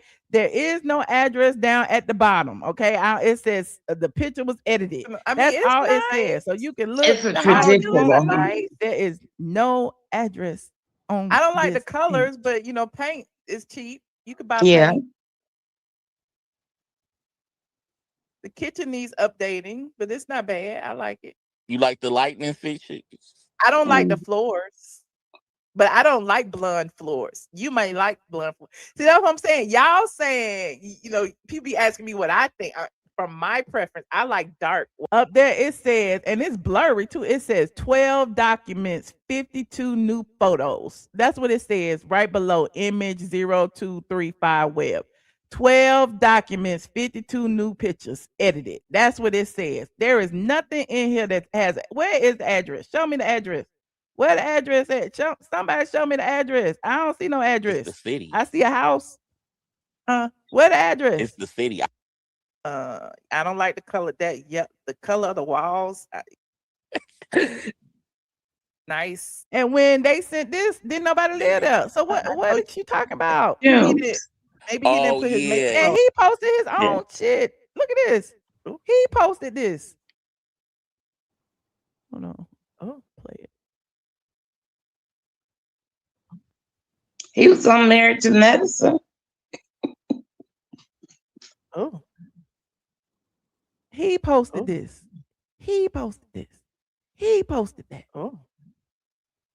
He posted this. It's a lot, honey. Let me see. Oh, there go He that posted pool. that nasty pool. It's He dirty. posted that. They would have had to clean the pool before I bought the house, honey. Everything would have been perfect for me. Oh. Michelle, he ain't pay that much for that old house. That looked almost like Dr. Heavenly's house.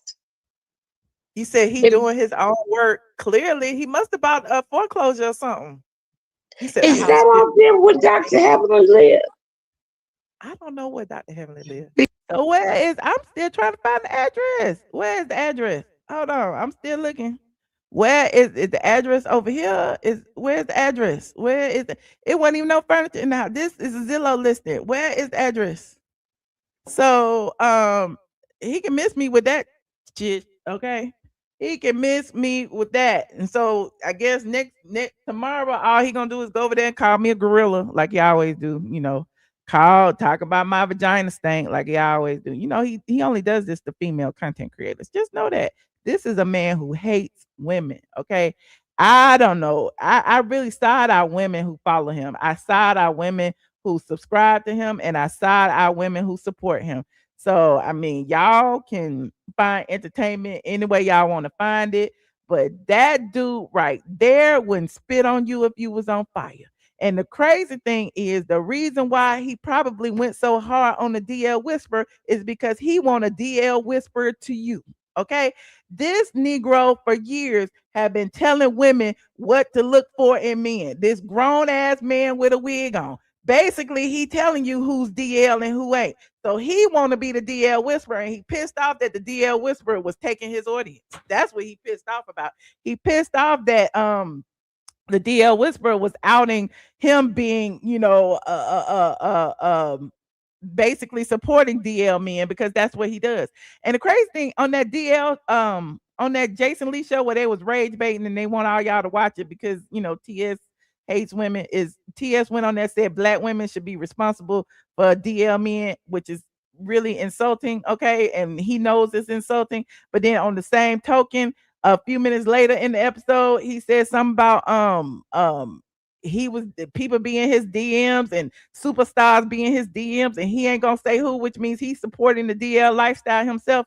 So please pay attention to the hypocrisy, pay attention to the lies, and pay attention to the concerted effort of this Negro to try to pile on someone, to utilize the legal system to do negative things to people, because that is who he is. Okay. I tried to get a restraining order against him because he put my phone number online, and because he was sending people to my house, and all of these people was in my DMs and saying they was going to kill me and all kind of things.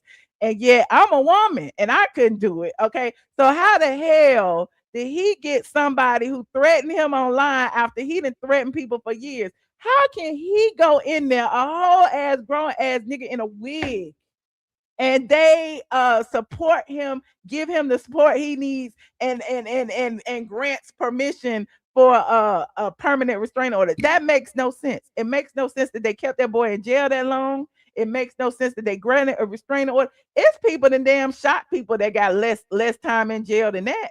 It's people that's been killed people that got out on bond. So I'm trying to figure out what the hell, whose penis did T.S. Madison suck for to get this done.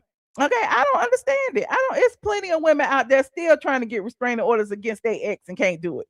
So yeah, I tried to get a restraining order against him. They gave me a 12-month restraining order against T.S. Madison back then. Okay. When we went to court, that nigga went up on the stand and said, transgenders get killed every day, and I'm in fear of my life. And And he was the main one online with guns and yelling and screaming about to pop a blood vessel, yelling and screaming at me. So the judge was like, I ain't trying to be in this mess. This is some crazy Negro shit. Everybody just stay away from everybody. And he granted a 12-month mutual restraining order against me, Kaya, and T.S. Madison. Told T.S. Madison to stay away from me and Kaya, told Kaya and me to stay away from him. And we was happy because that's what we wanted in the first place. So a year later, the day the restraining order was up, do you know this Negro went online and tore the restraining order up? And then started like dragging me and calling me. Like, I'm just saying, this is somebody who was scared. Okay.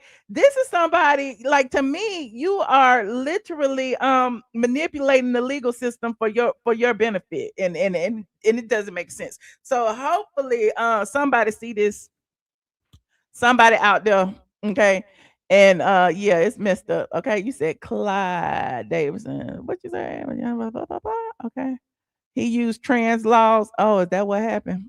Take him to Judge Judy. Judge Judy don't want to see this shit. Judge Judy don't want nothing to do with that. Okay. But I digress. I'll talk about some more of this on Patreon, and we'll go over all the other stuff. But yeah, he's trying to get me wrapped up in this shit. I ain't got shit to do with it. Okay. He put my name in the restraining order talking about the DL Whisperer can't utilize media outlets such as Tasha K, Michelle, ATLien, or Angela Stanton. How is he utilizing us? Like, at what point is he utilizing us? I don't know that boy. He ain't utilizing me. This is me. This is my own free will. And I'm saying that T.S. Madison is full of shit. He's a misogynistic asshole. He hates women.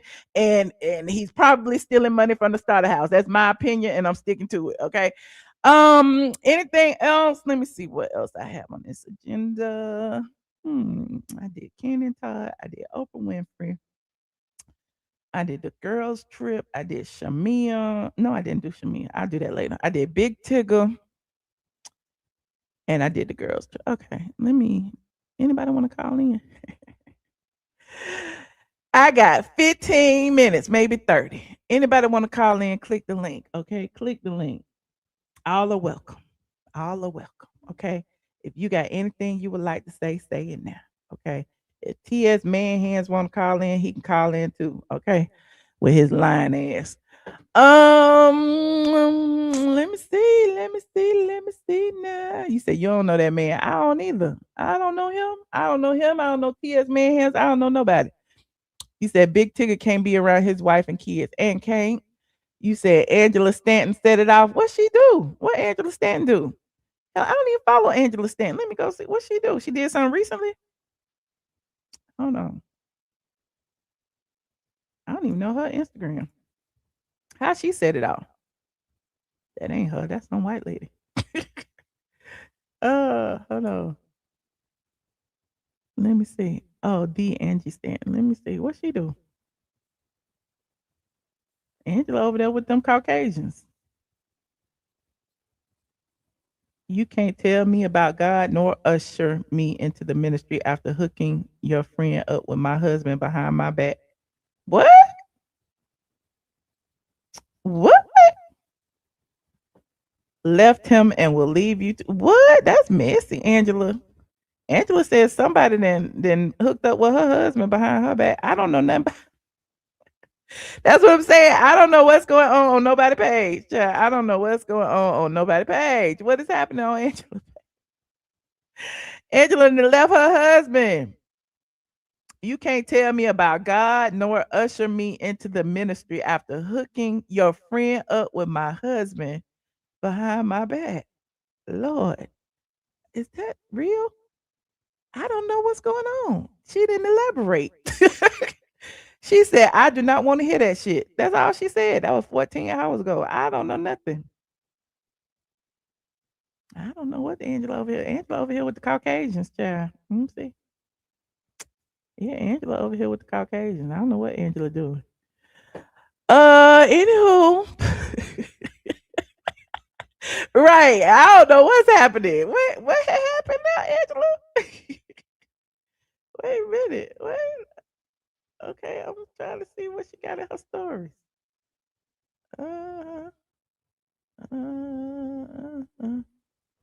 Oh, she got the DL Whisperers. Oh yeah, y'all go support the DL Whisperers GoFundMe. I think he put his GoFundMe back up. People are donating. Let me go to his page. DL.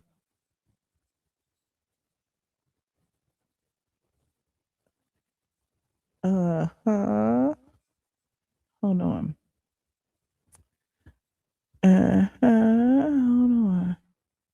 So y'all know he free. I already played this. I'm free. Hey everybody. So I will need some time to reacclimate. I got banished. I'm homeless. It's a lot. We're gonna talk.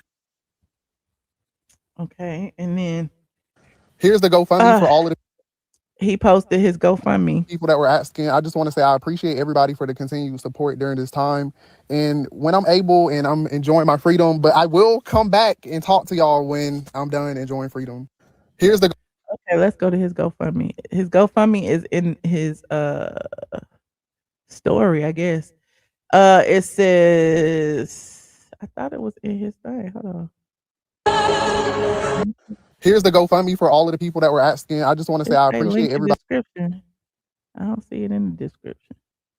Let me see. GoFundMe. DL Whisper. Okay, here it is. So apparently, according to a lot of people online, the DL Whisperer has to move out of the county that he was locked up in, that TS Madison had him picked up in.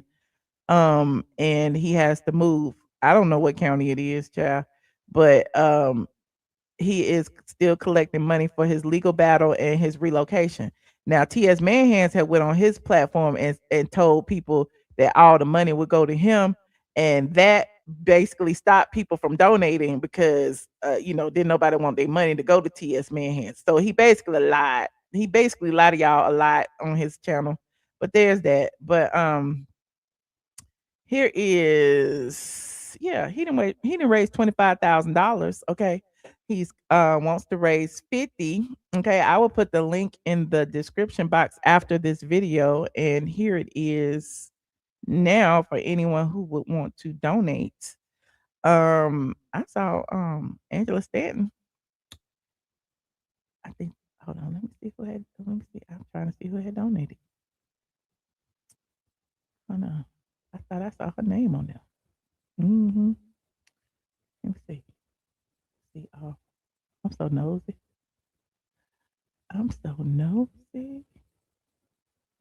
I thought I had seen there she is right now. There go Angela King, $1,000. Okay.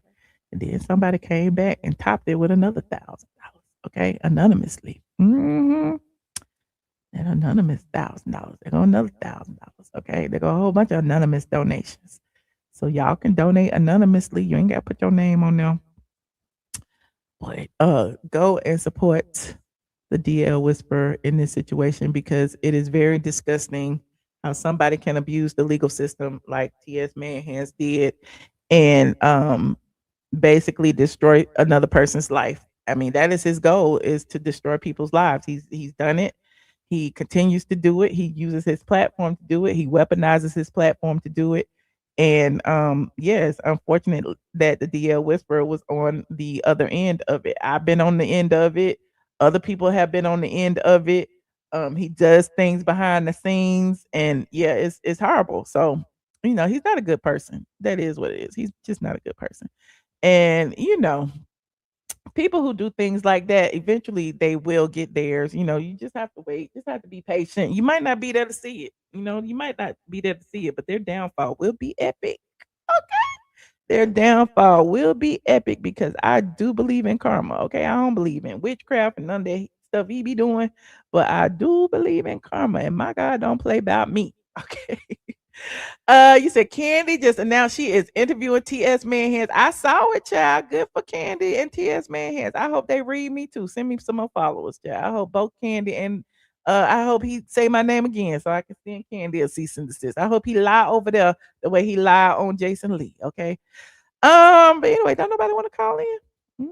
I tried to stay until the 2 hour mark, and I got 7 more minutes. If anybody would like to call in, click the link. We talked about a lot of things. We talked about Oprah, talking about Whitney Houston. We talked about Pat Houston responding. We talked about Kandi and Todd. We talked about the ultimate girls trip. We talked about the DL Whisperer being free. We talked about TS Manhands lying on me. We talked about a lot of things. Hold on, we have somebody in the bed. Hold on, let me see. Hello. Hey, Michelle. Hey, sweet tea, how you doing? Good. I'm driving home from work, and I just happened to catch your live. Oh Lord, you going in and out. Can you hear me? Lord, not you. Sweet tea. We can't hear you, sweet tea. Are you back in a few, Michelle? Okay. Okay. I'm gonna call now you back. We hear you. Now I can hear you. Oh, now she gone. Anybody else want to call in? The lines are open. You know, it's free speech around here. I don't mind people who disagree with me. Just be respectful, okay? Just be respectful. He also weaponizes his sexuality and his gender and does. Okay? He sits over there and he is a victim of everybody, and nobody is a victim of him. I don't understand that. Nobody is ever a victim of him. But he has done things to a lot of people. Y'all don't see that, the things that he does. You said Kandi break ties with him. I get child. Kandi a little messy too though. What he say on Jason Lee about me? Rewind, child. I don't want to talk about that no more. Look, type my name in the search bar, in the Ask AI, and they'll tell you what the timestamps are. I think it's towards the end, like that 1 hour and 40-minute mark. All right. I was trying to see if Sweet Tea was gonna call back. Thank you, Swirl Girl. I appreciate you, friend. Well, y'all like this video.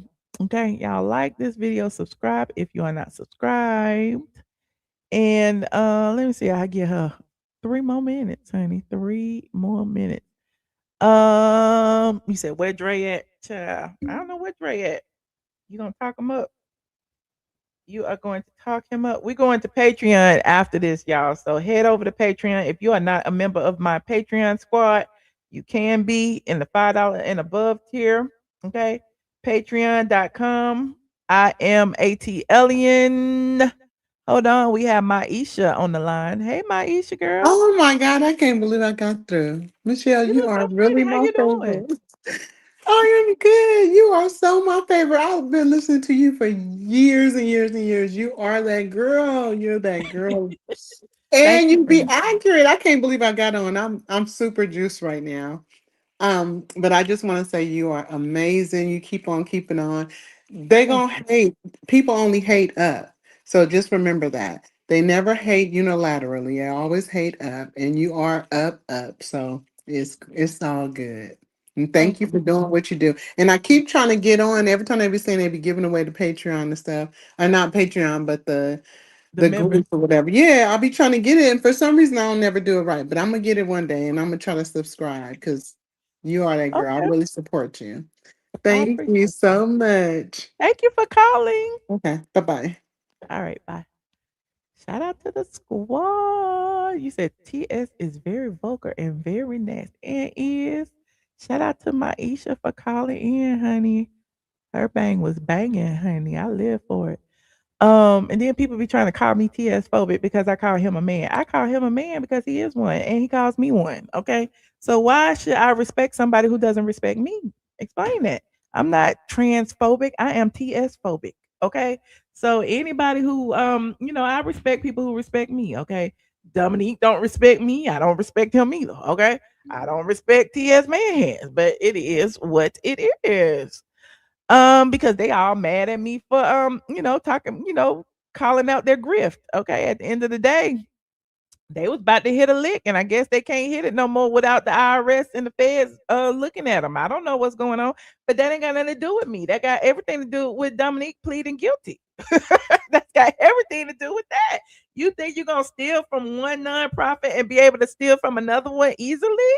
I don't know. But anyway.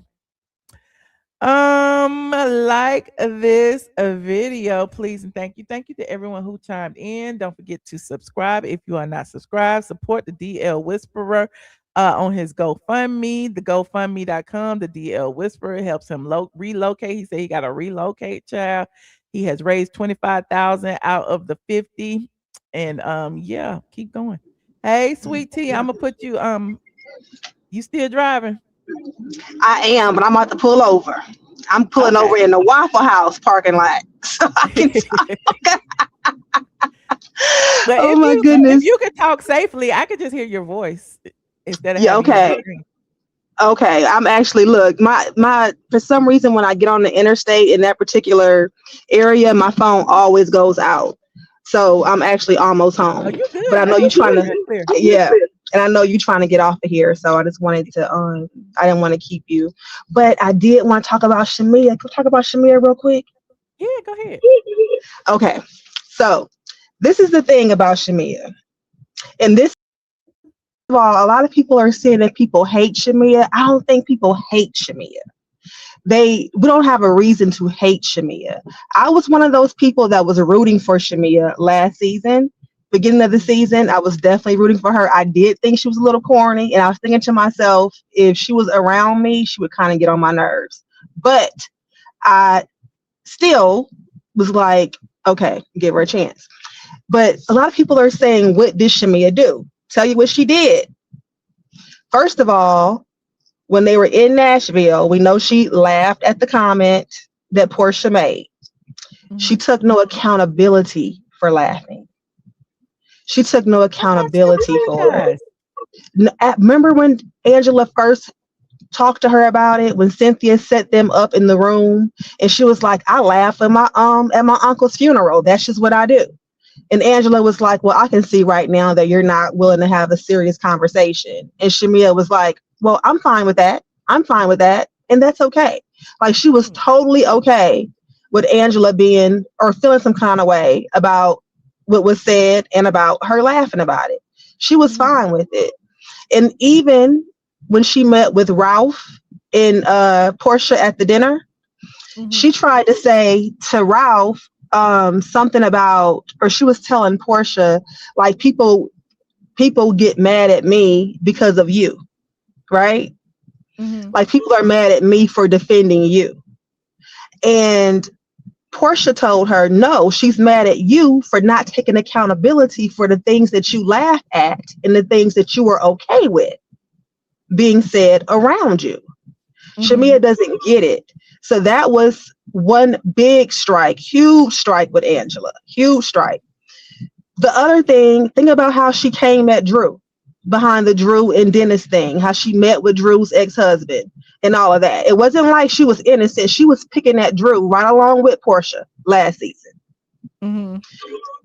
I don't know if she ever really gave Drew a genuine apology for that. And so that's where the whole lapdog thing came in at. But I'm gonna tell you this too. I don't think Shamea was ever truly Portia's friend. I don't. I think that Shamea was using Portia for the proximity to the show and the fame, because clearly that's what Shamea is after. She said she was already friends with Kandi. Yeah, but at the same time, she said that her and Portia didn't start hanging until after Portia's divorce from Cordell.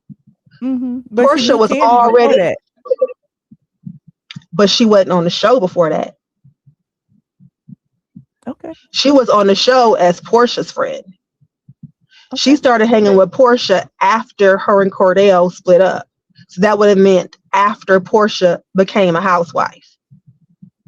They were not like best friends hanging tight like that through college and stuff. I think they was hoeing. Disagree. Okay. I'm sorry. The reason I disagree is because I know Shamea's proximity to people in Atlanta. And whether she came on as Portia's friend, Candy's friend, Kenya's friend, whoever's friend, she was already known by the people because she was on the radio. She was host at the Falcons and Hawks games. Like it wasn't like she was just some random person that wanted to latch on to Portia to be on the show. I didn't see it that way. I don't necessarily think that it was just to be on the show. I think it was because of the life that Portia was living at that time. Because Portia was number Shamea had a one, on the life. show. Yeah, but Portia was on the show. Portia had just divorced Cordell, which meant Portia was in them streets, right? Shamea had come out of an abusive marriage. So she was single and ready to mingle as well. So I think a lot of that was the bond. I think they did a lot of partying together and hanging out together. But Shamea also said that being on this show gives you clout, gives you relevance. So Shamea did want to be on Real Housewives. She said it gives you relevance. She wouldn't have had her Airwick commercial. She wouldn't have had her Wayfair commercial if it wasn't for that. And this was during an interview. And the lady who was interviewing her, she turned down a peach several times as well. That's what she's saying. No, I've said that before Shamea even mentioned it. I've said it years ago. Well, and even, so years ago when she said that she first tested and Portia said something to her like, this might ruin our friendship or whatever the case was. And so she said that she kind of didn't move forward because she knew that Portia didn't really want her to be on the show, right? That don't mean she stopped wanting to be on it. So what's the point? So what you saying? Could that make me a bad person? No, it doesn't make her a bad person at all. But what it does make her is not innocent and not the victim. So this whole, I don't know why everybody is coming for me. You came for Drew first. You came for Angela first. So now that they coming back and you were okay with that, as long as you were a part of the cool kid group, the cool girl group, you were okay with that. But now that the tables have turned and you're on the other side, you crying and stuff. You wasn't worried about how you was making Drew and Angela feel last year when you was a part of the bullies. But now that you being bullied, it's a problem. And then the whole colorism thing, I'm sorry.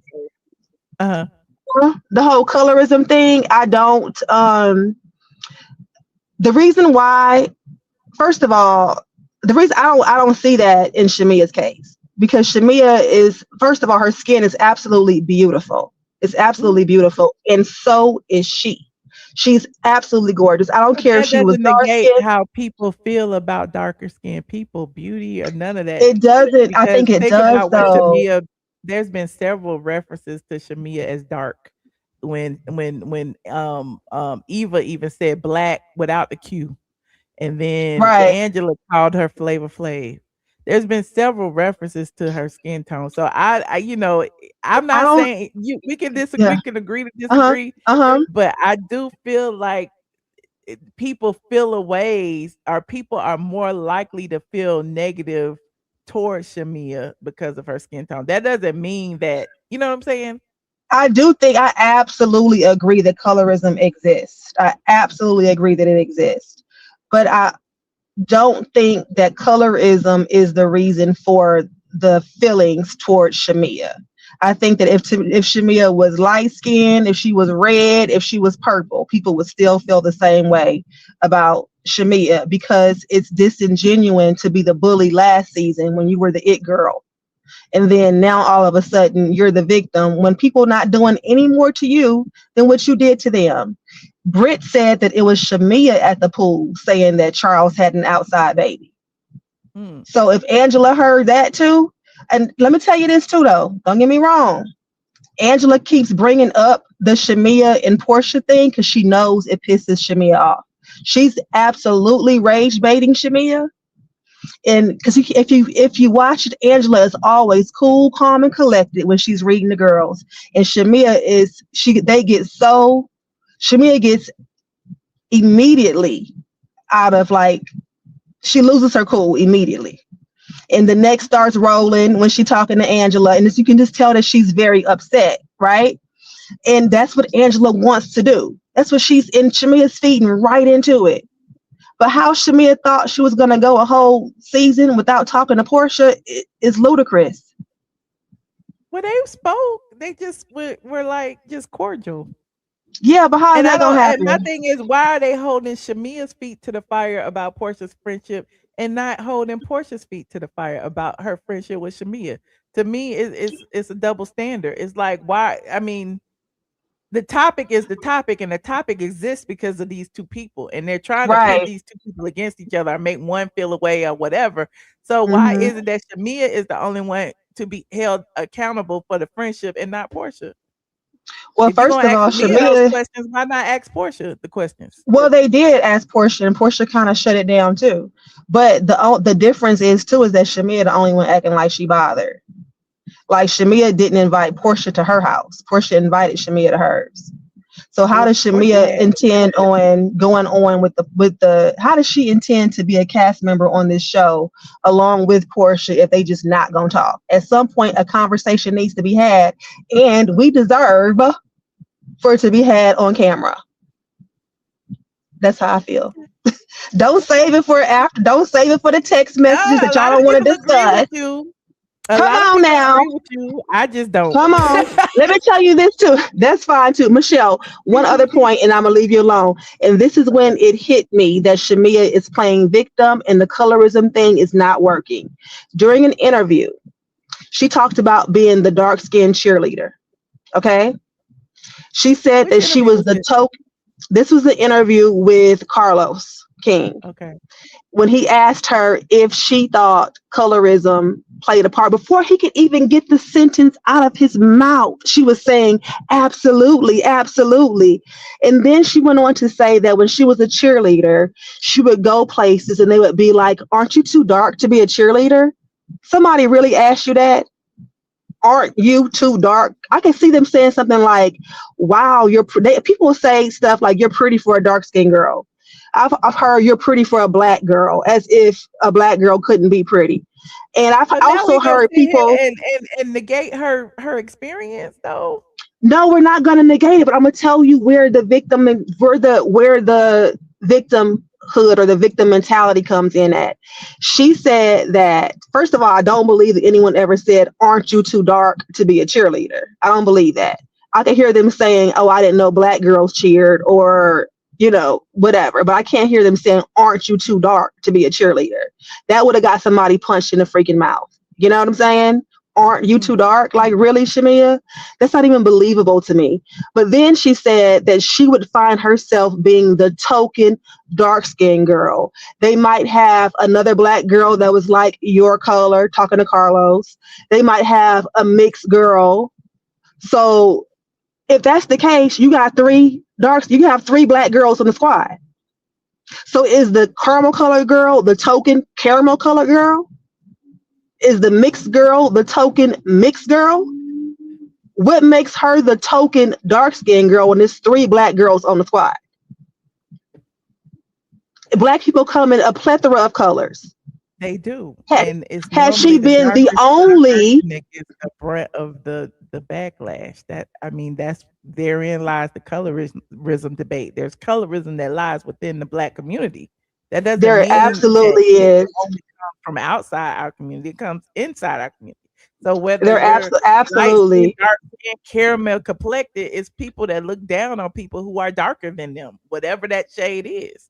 So, but my question is, why is she the token dark-skinned girl? Why does she use that phrase when you have three black people? Like, if she was the only black person, I could hear her saying, I was the token black girl on the squad. But how are you the token dark-skinned girl when there's also a mixed girl and a caramel colored girl on there? Are they the token mixed girl and the token caramel girl too? It was when she said that, I'm like, oh, now she just want a problem. She just want to be the victim. Because we can agree. Yeah. Okay, on that part of it. Okay. But other than that, but at the end of the day though, I still think her heart is good. I don't think she has ill intentions. I think that she really was just trying to play the role and get on the show and turn up for the cameras. I really do believe that last season. I don't think the girl has a bad heart or a bad bone in her body. I don't. I really don't believe that. I just think that she is, and she said it herself, she was kind of green. She went from college to an abusive marriage to a marriage with a man that's 20 something years her senior. Where has she really, and even, don't get me wrong, she's experienced life. She works out, she goes to she does the hawk stuff and all of that. But as far as relationship maturity and her and Portia just getting together when Portia was in her absolute whole stage, that's when she become your best friend? Okay. Like, what's Well, really thank you going so on? much, All right, y'all. TT. Bye, everybody. I'm about to go home now. I'm gonna get out this All Waffle right. House parking Be safe lot. now. Be safe now. Bye, y'all. All right. Bye. Hold on. We got On Maisha. selfish Hey, Maisha. ambitions, they What's in up? the chat they was like call again because the guy was giving away a membership, but I don't know how to get it. Oh, you got to click the join button after that. After they give it away, Wait, I after they can't hear post you. it. Oh, of course I couldn't hear you in this part. You can't hear me. Hello, hello, hello. I can't hear you. Oh, hang up and call back. Okay. Hang up and call back. Call Okay. back. All right. That's StreamYard doing that again. Let me see. It's somebody else back here. They might not be able to hear me either. Hello? Hello, Hey, hello. Michelle, can you turn your volume up? You're coming in on mute for some reason. I mean, it's not me, it's StreamYard. You have to, because when there's already a person on the line Something for is some going on because reason, I cannot hear you. call back. Call back. Call back. Damn, I Let had. me see. Let me see if Maisha can hear. Can you hear me now? Okay, I'm back. Can you hear me? Can you hear me? Can you, No? Oh my I can God. hear you. You Okay. can't hear me. I can't hear you. Can y'all hear me in the chat? Can y'all hear me? Press one if y'all can hear me. Let me see. Nobody can hear me either. Oh, y'all can hear me. Okay. Let me kick everybody out then. Call back, Maisha. Okay, y'all. I was about to say, can y'all hear me? Okay. Yeah, I could hear her, but she couldn't hear me. And StreamYard has been messing up. I don't know what's going on with their software, but a lot of creators have been having that same problem when it's more than one person on the line. The second person can't hear. So it was three people in the back. So I was trying to get the next person. Y'all can call back. One person can call because nobody's back there now. Somebody click the link and call back. Or I will head over to Patreon. I was trying to hang up anyway. No excuses. Call back. I'll give y'all 10 more minutes. Okay, there she is. Let me see. Hello. Hey, Michelle. Hey, can you hear me now? I can hear you good. I can hear Okay. you real good. It's the women, like the woman that just called in, Uh-huh. with the pretty little gap in her mouth. It's those type of women that it's the damn problem. Oh. I mean, like, how you gonna tell this girl her experience? Like, how dare you? How dare you? And then not only that, she's damn delusional. Shamea hasn't done anything worse than anybody else on that cast. Last season, Portia told Angela that she would, you know what, with her husband. How low can you go? Mm, I I mean, agree. what are we talking about here? It's women like that because clearly she's a little brighter than Shamea. She don't know how hard it is. You've never even walked in those shoes before. Yeah, because And people think because it's three black women that the darker one might not have an issue because it's three black women, and that's not the way colorism works. Colorism is internal to the black community. So, people on the outside looking in, sometimes I don't know. I I don't can know. I I can just see the hate in her eyes. She's a part of that crew that has no reason why they dislike her. And mm. the answer and it's everywhere. You don't have I mean it's always the darker girl that gets hated for some reason. And I'm pretty sure she feels like she don't deserve what she has. And I'm pretty sure she's team Angela. You came for the girl marriage. You know, I'm just so the last girl just pissed me off so much. Like and It's then okay. We can all agree to disagree. I mean, no, I just no, think no, that no, no, no, eventually. no. What you're not gonna do is make it seem like this girl have not been in the game. She has, and then she has it all wrong. You Mm, think that Portia wants what she got? You need to go do some homework on Shamea. You gonna have to do your homework, baby. You got to do your homework. mm-hmm, Bravo has been trying to get Shamea on the set for the longest. mm-hmm, And the fact is, if she listened clearly and she watched last year's episodes, it was Portia that told Shamea, asked her, I think this is my lane. Let mm-hmm, me just do Real Housewives. Let me just do that. You have enough. Shamea has downsized herself and down. I'm so sorry. She practically put her dreams on the back burner for the sake of that friendship. And it's only so much that you can do as a strong black woman, successful. It's only so much numbing down that you can do mm-hmm. before the world knows who you are, because that's your gift. That's what God gave you. So they have it all wrong. All they have to Yeah. do is just go back. Just go back for a second. Look at her I just resume. remember when Portia refused to go to her wedding because she was mad or jealous or whatever when they went to Kenya or wherever she had her wedding at, and Kandi and all of those people was there, and Portia was a no show because she said she couldn't fly because she might have an aneurysm or something. I don't know what it was, but yeah. Yes, she is. Mm, You know what? For so long, Shamea did everything she could to salvage that relationship, but it was one sided. It was one sided. It's like how many jobs do I have to turn down to make you happy? How much do I mhm, have to keep myself as your lapdog? And because that's what they were calling her, and Portia was okay with it. Portia never stopped anyone from calling her a lapdog. She enjoyed it. mhm, mhm. So how long do I have to put myself in the background for you, friend? Why can't we shine together? Yeah, Portia was never down with shining with her together. yeah.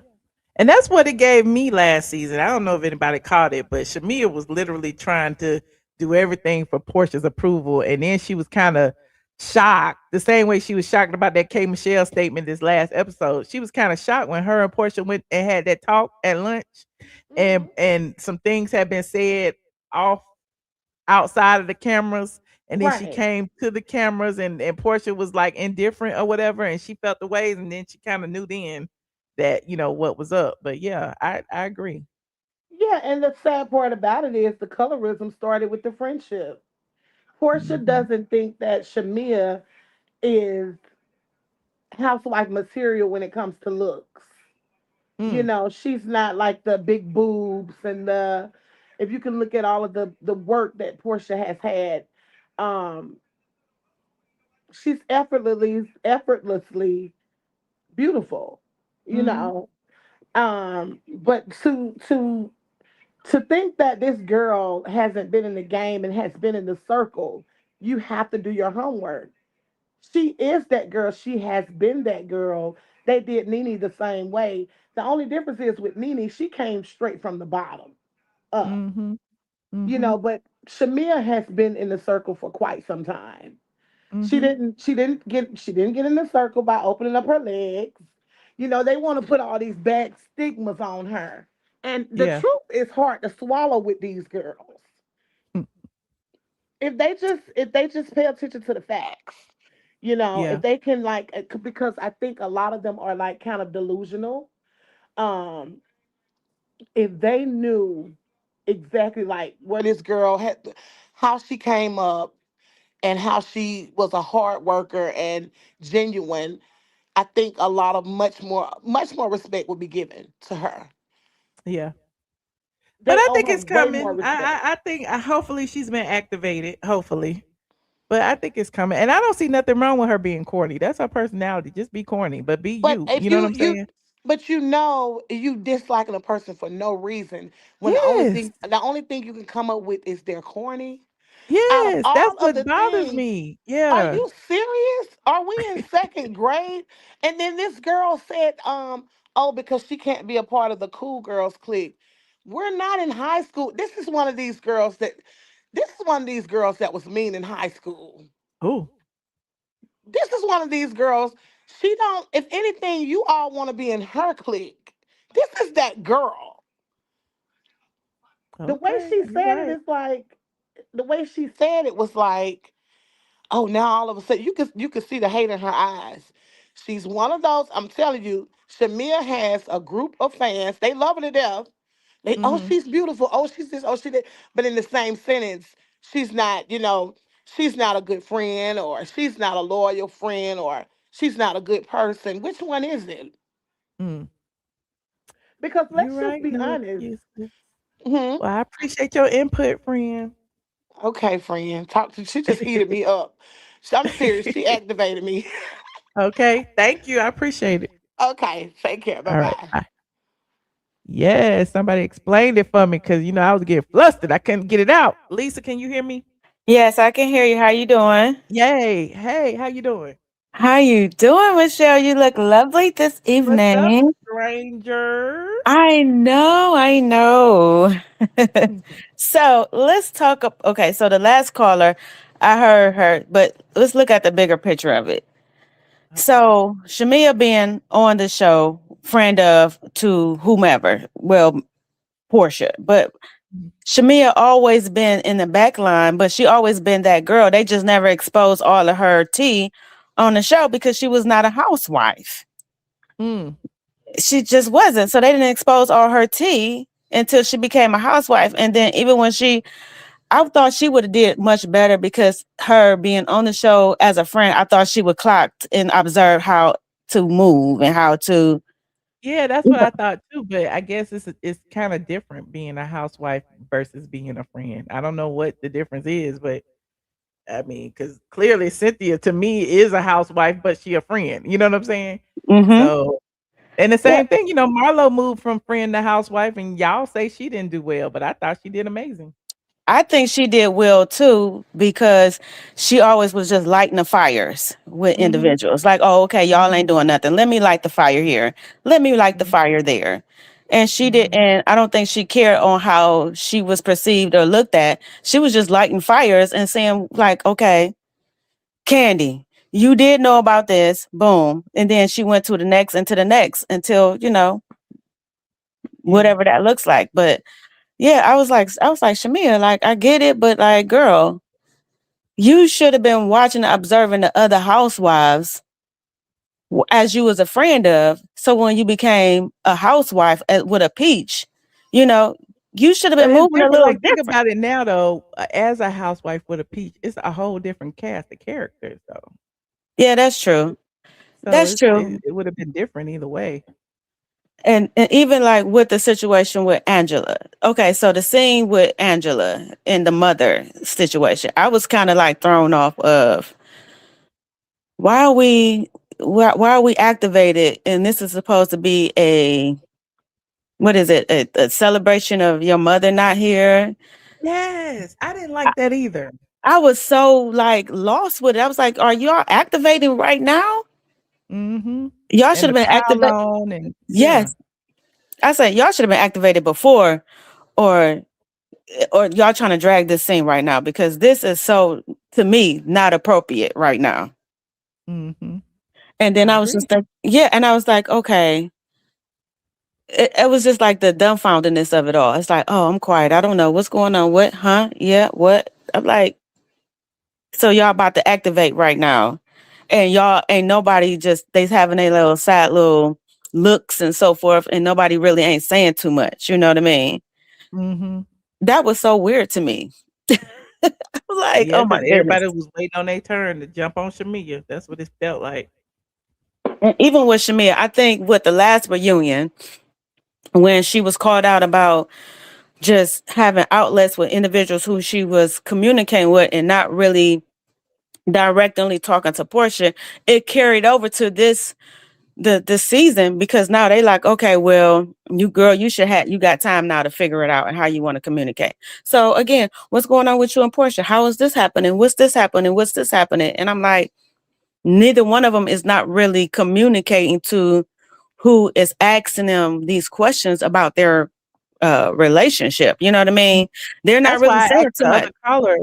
That's why I asked the other caller, why is the onus on Shamea to always speak on a relationship and not Portia? Like, why do they keep poking at Shamea and not Portia at the same way? You know what I'm saying? I agree with that. And I think with that being said, it's kind of like Portia gonna shut it down, period. Like, and you can't make her say if she don't want to. Like, she ain't gonna speak on it at all whatsoever. And I think, to me, I think that's kind of like clever for her in that way, because they're gonna have to have some type of conversation or some connection, whether it's later on down the storyline or at the reunion, you know. And I think Shamea ain't saying, huh? I would just say I can't wait for the reunion. I can't either. I'm excited about it. I'm more excited about the reunion than the rest of this long drawn out story. And with Angela, I'm just like, I like Angela though. Like, she read the people, but I'm confused. Like, you throwing out, I don't know what her extended drawn out situation with Shamea is, right? If she you accuse her of screwing the Falcons and the other players, and you accused her of this and that, and whether it's true or not, you have no proof or nothing, right? But my thing is, I don't even know the beef between them. I don't know if it's because Shamea ain't putting all her business out about Portia, or I don't know what that beef is. You see what I'm saying? It can't be the fact that she laughed last season because her best friend at that time said she can fuck. I'm sorry, excuse me. She can do her husband. I don't know if that's a weak it seemed like a storyline. bit much for her to be mad at, because That's it's weak. It's real weak. I agree. So yeah, and the Drew thing, Michelle, like, be honest, like, what is Drew? Why is Drew really there? I don't know. But you know what? Drew has been there for almost a long time. But she's been coasting. It's like, but why is she there? I don't know. Absolutely, she's been coasting. She almost. I'm not blaming, like, because she's an actress, but I'm just thinking, like, I wonder if she just how she pivot based off of how she see the other housewives move and how she can emulate certain things and kind of get by without putting a lot of work in. Because to me, it's weird. Like, you done got into it with Portia, you done got into it with Drew, you done got into it with K. Michelle, you done got into it with all these people, and it seemed like it fall flat. Yeah. It's weird to me. Like, even at the reunion when she was throwing, like, I don't know what she's throwing like props, and I was like, you so corny. Like, you playing like what? I don't understand. I don't get it. The grammar, the this, the that. Yeah. That was so weird. Did you not understand? Like, okay, girl. I don't know. But anyway, Lisa, sorry. I appreciate you, friend. And look, we weren't even talking about Housewives. I don't even know how we started talking about Shamea, because the Housewives wasn't even on topic today. It wasn't. We talked about Girls Trip and a whole bunch of other stuff, but I do appreciate y'all bringing up the Shamea of it all. But the Girls Trip, it doesn't say exactly when it's supposed to air. August 9th. I am excited to see NeNe, even if it's just like a cameo portions of it. Yeah. I would love to see her. I have a question for you. Have you even seen, like, or her and Carlos skits or bits or whatever? Have you been a part of that at all? No, no. I know a bunch of the squad have attended their events in Houston. Like Houston Foodie did a recap. Mr. Motivation went. A lot of people have gone. Radiance went. And so, yeah, I mean, most of them go, because they want to meet NeNe. Not to shade Carlos, but it's the truth, though. It is. Yeah, it's not no shade, but it's the truth. Yeah, let's be clear. He wanted to do something with her. I'm not trying to be mad, but it's the truth. Yeah. All right, well, I'm gonna go back in the chat, Michelle. Love you, mama. All right. Thank you, Lisa. Good to hear from you again. You too, ma'am. Bye-bye. Bye. Shout out to Lisa. Now, before I go, I was about to hang up on y'all. I wanted to I had got the ratings while we was talking. Ratings wasn't even on the agenda. I normally would come back tomorrow, but we did get the ratings, and here they are. Okay. The live ratings for the glow up cost, they went up a tad. Okay. Last week it was 520,000 people tuned in live to watch the Real Housewives of Atlanta. This week, which the show was a little better, they got 550,000. Now it's still bad. Like, no shade. The ratings are still bad, but at least the show is entertaining. So I guess those of us who watch are watching, but the overall the world isn't watching, the nation isn't watching. And yeah, it went up how many? It went up 30,000. It went up 30,000 from the week before. Now, what's also interesting in this list is we also have the next titles for the next 3 episodes. There's only 3 more episodes left in the season, and the last 2 are the reunion. So the season has a total of 15 episodes. The next episodes will be called Kilts, Chaos, and Reeds. That's when they are headed to Scotland. The next is called Highland Games and Explosive Claims. I think that's the one that's going to be talking about, Portia and Shamea, I guess, explosive claims about their mothers. And 15, the finale episodes will be called Walking the Dead. Now, I don't know why they named it Walking the Dead, but it's going to be called Walking the Dead. Okay. 16 and 17, I'm assuming those are the reunion part 1 and part 2. So I guess they're only going to have 2 parts of the reunion, I'm assuming, because it says July 26th and August 2nd. And as I told you before, the Real Housewives Ultimate Girls Trip airs on August 9th, which is the week after that. So we shall see. I guess that those 2 be announced are the reunion, and I'm just assuming. So it's good to see, the names of the episodes, but Waking the Dead, not Walking the Dead. I'm sorry, Waking the Dead. Even with that, I don't like that title. What that mean? Who is waking up from the dead, child? But anyway, what y'all think about the ratings being 550,000 live ratings? And I know both of y'all gonna be like, well, we watching on Peacock anyway, and we ain't got no money, and we this and we that. But at the end of the day, y'all gotta pay for Peacock. Y'all paying for something. So I don't know why y'all don't watch it live. Did y'all still be live tweeting like they used to do back in the day? That used to really push the ratings up, because we used to be all together at 8 o'clock on Sunday. All of us would get on Twitter and we would all be talking about the housewives, and it was fun. Okay. I don't know what they do now, if they still do it, but I stopped doing it a while ago. Okay. I was the leader of the RHOA on Twitter. I think I invented the hashtag. Anyway, you said they are taking interviews for season 18. I'm sure they are. I can imagine it's going to be at least 2 people gone, and I don't know who they will be, but I can see 2 people leaving.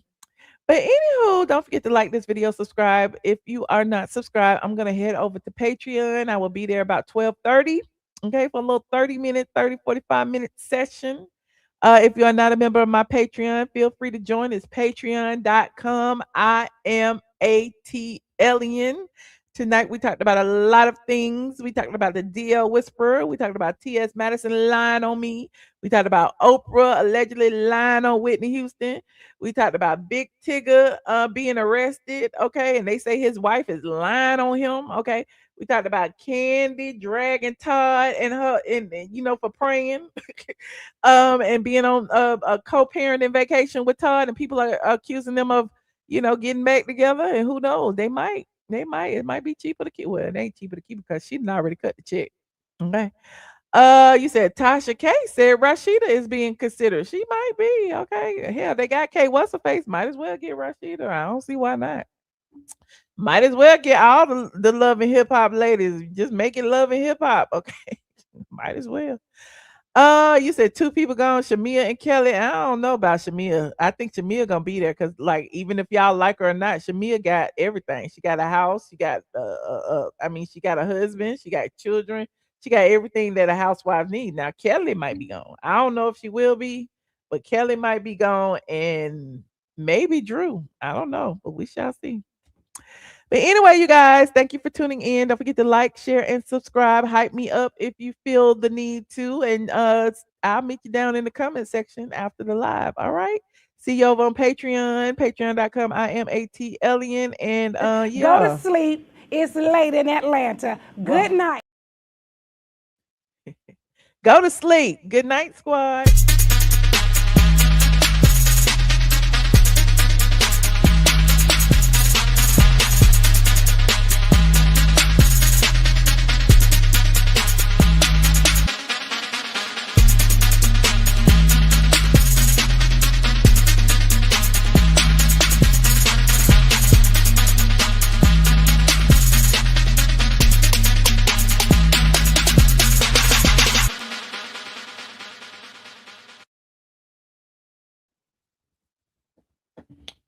Oh, I'm still here. Damn. Bye.